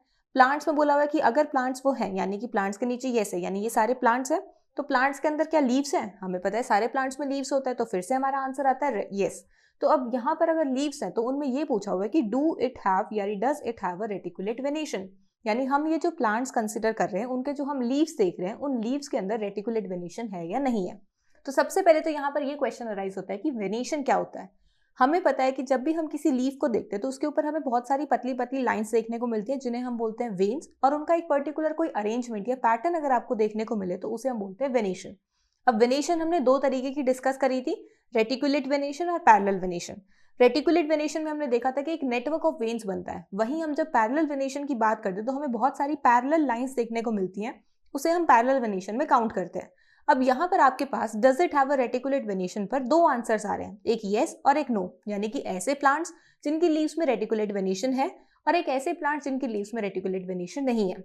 तो नो का हमारे पास क्या आएगा आंसर कि ऐसे होंगे वो प्लांट जिनमें पैरेलल वेनेशन होगा। तो इस तरीके से हम ये बोल सकते हैं कि जो ए हमारे प्लांट्स हैं इनमें रेटिकुलेट वेनेशन मिलेगी आपको, और जो बी प्लांट्स हैं इनमें आपको पैरेलल वेनेशन देखने को मिलेगी। अब यहाँ पर बस आपको और कुछ नहीं करना, कुछ रेटिकुलेट वेनेशन के प्लांट्स का एग्जाम्पल देना और कुछ आपको पैरेलल वेनेशन के प्लांट्स का एग्जाम्पल देना है, और इन एग्जाम्पल्स को हम ऑलरेडी हमारे चैप्टर में डिस्कस कर चुके हैं। तो यहाँ पर बस उन्हीं दोनों एग्जाम्पल्स को आपको मेंशन करना है। सो आप इस क्वेश्चन को आंसर कैसे करोगे? From the flow chart it is clear that we have to discuss about the leaf venation in plants. यहाँ फ्लो चार्ट को देखते हुए हमें ये समझ में आ रहा है कि यहाँ पर हमें वेनेशन सिस्टम को यहाँ डिस्कस करना है। Where A have reticulate venation and B do not have reticulate venation, that is it have parallel venation। तो यहाँ पर हमने डिफरेंशिएट कर लिया कि A के पास रेटिकुलेट वेनेशन है और B के पास पैरेलल वेनेशन है। अब यहाँ हमें दोनों ही वेनेशंस, दोनों ही लीव्स के एग्जाम्पल देने हैं। अगर हम एग्जाम्पल ऑफ A की बात करेंगे, यानी यहाँ पर हमें ऐसे प्लांट्स बताने हैं जिनमें रेटिकुलेट वेनेशन है, तो आप यहाँ पर मेंशन कर सकते हो मैंगो एंड हिबिस्कस प्लांट। और भी बहुत सारे एग्जाम्पल्स है, कोई भी यहाँ पर एग्जाम्पल मेंशन कर सकते हो। इसी के साथ साथ आप यहाँ पर और भी फर्दर जैसे रोज प्लांट है उसे भी मेंशन कर सकते हो। ऐसे अगर हम बी पार्ट को देखेंगे, यानी बी हमारा जो प्लांट है उसको हम देखेंगे, तो एग्जाम्पल ऑफ बी क्या होगा? वीट हो सकता है, ग्रास हो सकता है, इन्हें हम ऑलरेडी चैप्टर में डिस्कस कर चुके हैं, तो बस उन्हीं एग्जाम्पल्स को आपको यहाँ पर यूज करना है। सो इस तरीके से हम यहाँ पर अपने दोनों ही प्लांट्स को आइडेंटिफाई कर लेते हैं। So this was our question number 7। Now let's move on to question number 8। Question number 8 में क्या पूछा हुआ है? Raj argues with his friend Sanjay that gudhal which is a hibiscus plant is a shrub. यहाँ पर राज ना अपने दूसरे फ्रेंड संजय के साथ आर्ग्यू कर रहा है, उसको बता रहा है कि मैंने जो ये प्लांट देखा है हिबिस्कस प्लांट, जिसको हिंदी में गड़हल बोलते हैं, ये जो गड़हल प्लांट है ये एक श्रब प्लांट है।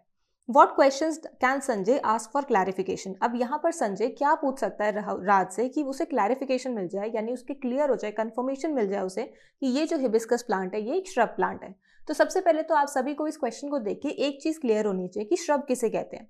अब जब हम इन श्रब्स को डिस्कस करते हैं तो हमारे दिमाग में सबसे पहले हमारे चैप्टर की क्लासिफिकेशन डिस्कस स्ट्राइक होती है, जिसमें हमने देखा था कि हमने प्लांट्स को डिफरेंट डिफरेंट कैटेगरीज में डिवाइड करा था, जिसमें हमने trees, shrubs, herbs, creepers, climbers, इन कैटेगरीज में प्लांट्स को डिवाइड करा था, जिसमें हमने देखा था कि ट्रीज और श्रब्स के अंदर काफ़ी सिमिलैरिटीज देखने को मिलती है, बस डिफरेंस होता है उनकी हाइट में। तो हमें क्या पता लगा था कि जब हम श्रब्स की बात करते हैं तो ये थोड़े छोटे हाइट के प्लांट्स होते हैं, जिनकी स्टेम थोड़ी सी वुडी नेचर की होती है बट फ्लेक्सिबल होती है एज कम्पेयर टू ट्रीज, थोड़ी वुडी भी होती है, ग्रीन भी होती है। तो यहाँ पर बस इन्हीं क्वेश्चंस को, इन्हीं चीज़ों को ध्यान में रखते हुए हमें यहाँ पर संजय के दिमाग में क्या क्वेश्चन अराइज हो रहे हैं उन्हें यहाँ पर फ्रेम करना है। सो आपके दिमाग में जो भी क्वेश्चन अराइज हो आप यहाँ पर फ्रेम कर सकते हो। मैंने 2-3 क्वेश्चन यहाँ पर फ्रेम करें। तो यहाँ पर आप पूछ सकते हो what is the nature of its stem, क्योंकि हमें पता है कि स्टेम की नेचर यहाँ पर श्रब के प्लांट में काफी इंपॉर्टेंट होती है, थोड़ी वुडी सी नेचर होती है, थोड़ी हार्ड सी नेचर होती है। फर्दर आप इसमें पूछ सकते हो what is the height of plant, की हाइट क्या हो सकती है प्लांट की। और आप इसमें फर्दर पूछ सकते हो कि is the stem of gudhal plant woody, क्या ये जो हमने हिबिस्कस प्लांट या गडहल प्लांट कंसिडर करा है, इसका स्टेम जो है यानी जो इसकी प्रॉपर जो इसकी डंडी है जिसपे फ्लावर होता है वो क्या वुडी नेचर की है, क्योंकि वो भी हमारे श्रब्स और ट्रीज को डिफरेंशिएट करता है। सो इस तरीके से संजय अलग अलग क्वेश्चंस को पुट कर सकता है। आपके दिमाग में अगर कोई और क्वेश्चन आ रहा है वो भी आप यहाँ पर फ्रेम कर सकते हो, बस उन्हीं क्वेश्चंस को आपको यहाँ पर फ्रेम करना है। सो इसके अकॉर्डिंग आप यहाँ पर अपने कंफर्म क्लैरिफिकेशन भी कर सकते हो। So this was our question number 8। Now let's move on to question number 9। Question number 9 में क्या पूछा हुआ है, based on the information in the table find out the examples of these plants for each group. यहाँ पर आपको एक table given है, जिस टेबल में हमें दो डिफरेंट ग्रुप्स दिख रहे हैं, group A and group B. Group A आपके डाइकॉट सीड्स का ग्रुप है और ग्रुप बी आपके मोनोकॉट सीड्स का ग्रुप है। तो हमें पता है कि जब भी हम डाइकॉट सीड्स की बात करते हैं यानी डाइकॉटिलेडनस प्लांट्स की बात करते हैं, तो वो हमने चैप्टर में डिस्कस करा है कि उन प्लांट्स में यूजुअली आपको टैप रूट सिस्टम देखने को मिलता है और रेटिकुलेट वेनेशन देखने को मिलती है। वहीं अगर हम मोनोकॉट प्लांट्स की बात करें यानी मोनोकॉटिलेडनस प्लांट्स की बात करेंगे तो वहां पर हमें फाइब्रस रूट सिस्टम देखने को मिलता है और पैरेलल वेनेशन देखने को मिलती है। तो वही चीज आपको यहाँ टेबल में गिवन है कि हमारे पास डाइकॉट और मोनोकॉट सीड्स है, उसी के अकॉर्डिंग डाइकॉट में हमें टैप रूट सिस्टम देखने को मिल रहा है और मोनोकॉट में हमें फाइब्रस रूट सिस्टम देखने को मिल रहा है। अब यहाँ पर और कुछ नहीं, आपको इनके कुछ एग्जाम्पल्स यहाँ पर शो करने हैं। तो एक एक करके यहाँ पर दो क्वेश्चंस गिवन है। सबसे पहले क्या दे रखा है, what other similarities to plants of group A have. यहाँ पर ये पूछा हुआ है कि ग्रुप ए के अंदर और क्या सिमिलैरिटीज देखने को मिलती है, यानी हमें ग्रुप ए में ये पता है कि डाइकॉट प्लांट्स हैं वो सारे के सारे जो हम यहाँ कंसिडर करेंगे, इसके सबके अंदर टैप रूट सिस्टम है, और क्या सिमिलैरिटी मिलेगी, उन सभी में हमें रेटिकुलेट वेनेशन देखने को मिलेगा। फर्दर आपसे ग्रुप सेकंड पार्ट में क्या पूछा हुआ है, what other similarities do plants of group B have, कि ग्रुप बी में और क्या सिमिलैरिटीज हो सकती हैं वो भी हमने डिस्कस करा है कि ग्रुप बी में हमें पैरेलल वेनेशन देखने को मिलेगी। सो आप इस क्वेश्चन को आंसर कैसे करोगे, सबसे पहले तो हम इन दोनों ही लीव्स के यहाँ पर एग्जाम्पल्स को डिस्कस करेंगे, जिसमें सबसे पहले हम एग्जाम्पल ऑफ ग्रुप ए की बात करते हैं। ग्रुप ए में हमारे पास कौन से प्लांट्स हो सकते हैं, आपने चैप्टर में बहुत सारे प्लांट्स को डिस्कस करा है जहाँ पर हमने रेटिकुलेट वेनेशन देखी थी, रोज, मैंगो, हिबिस्कस और भी बहुत सारे प्लांट्स आप यहाँ पर मेंशन कर सकते हो।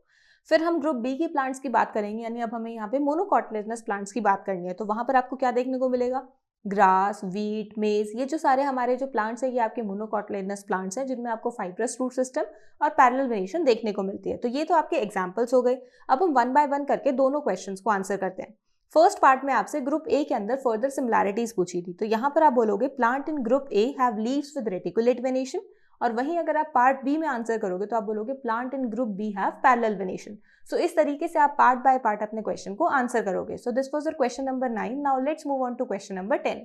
क्वेश्चन नंबर 10 में क्या पूछा हुआ है, observe the labelled part of duck in the picture given below, what differences do you observe in the feet of duck compare to other birds, which activity would be duck able to perform using this part. अब यहाँ पर इस question के अंदर ये बोला हुआ है कि आपको दो यहाँ पर बर्ड्स गिवन है, एक आपको डक गिवन है, दूसरा आपको पिजन गिवन है। डक के आपको एक लेबल्ड पार्ट गिवन है, यानी उसके पैर पर लिखा हुआ है वेब्ड फीट। अब सबसे पहले तो यही पूछा हुआ है कि इस पार्ट को आप ऑब्जर्व करो और ये बताओ कि ये जो हमने वेब्ड फीट यहाँ मेंशन करा है ये पिजन से कैसे डिफरेंट है, और साथ साथ ये बोला हुआ है कि जब हम यहाँ पर इनके फीट्स को ऑब्जर्व कर रहे हैं तो पिजन से डिफरेंट है, हमें ये देखने को मिल गया। पर ये जो डिफरेंस आ रहा है ये किस वजह से आ रहा है, ऐसी क्या एक्टिविटी करने में हेल्प कर रहा है ये डक की ताकि ये यहाँ पर अपने वेब फीट को यूज कर रहा है। तो सबसे पहले तो हमारे दिमाग में क्वेश्चन ये राइज होता है कि जो वेब फीट है ये ऐसा क्यों है, इसे वेब फीट क्यों बोला है, नॉर्मल फीट भी तो बोल सकते थे। तो सबसे पहले आप यहाँ ऑब्जर्व करो, जब आप यहाँ पर पिजन के फीट को और डक के फीट को देख रहे हो तो दोनों में आपको क्या डिफरेंस देखने को मिल रहा है कि जब हम डक के फीट की बात करते हैं तो वहां पर जो डक के फीट में अलग अलग से आप बोल सकते हो फिंगर्स हैं, उनके बीच में आपको स्किन की लेयर देखने को मिल रही है। तो जो ऐसी स्किन की लेयर होती है, ऐसे हमारे जो फीट बनते हैं उन्हें हम बोलते हैं वेब फीट, जिनका काम क्या होता है, जिनका काम होता है स्विमिंग में हेल्प करना। यानी यहाँ पर जो डक है ये पानी में ट्रेवल करती है, हमें पता है पानी में मूव करती है, तो पानी में स्विम करने में या फिर किसी वेट सरफेस के ऊपर मूवमेंट करने में ये जो वेब फीट है ये इसकी हेल्प करते हैं। सो यहाँ पर इसी तरीके से आप इस क्वेश्चन को आंसर करोगे। सो आंसर करते हुए आप इसे कैसे आंसर करोगे, the labelled part of duck is web feet. हमें पता है जो लेबल्ड पार्ट है it is web feet, which means there is a presence of skin in between the toes of feet, जिसका मतलब है कि जब हम टोज ऑफ फीट की बात करें तो उसके बीच में क्या है, स्किन प्रेजेंट है। On the other hand pigeon do not have the web feet, वहीं अगर हम पिजन को देखेंगे तो उसके पास ऐसी कोई वेब फीट नहीं है। तो अब ये तो हमारे पास इस फर्स्ट पार्ट का आंसर हो गया। सेकंड पार्ट क्या है कि किस एक्टिविटी में ये हेल्प करता है। The web feet of duck help them to swim and walk on the wet surfaces. तो इसी वजह से यहाँ पर डक्स के अंदर आपको वेब फीट देखने को मिलता है, क्योंकि हमेशा पानी के अंदर अपनी मूवमेंट शो करता है। So this was our question number 10 and with this our complete back exercise is covered. I hope आपको ये सारे के सारे क्वेश्चंस अच्छे से समझ में आ गए होंगे। अगर फिर भी किसी को कोई डाउट है तो आप कमेंट सेक्शन में पूछ सकते हो। So if you like the video, then do like and share the video and also subscribe to our channel. Thank you.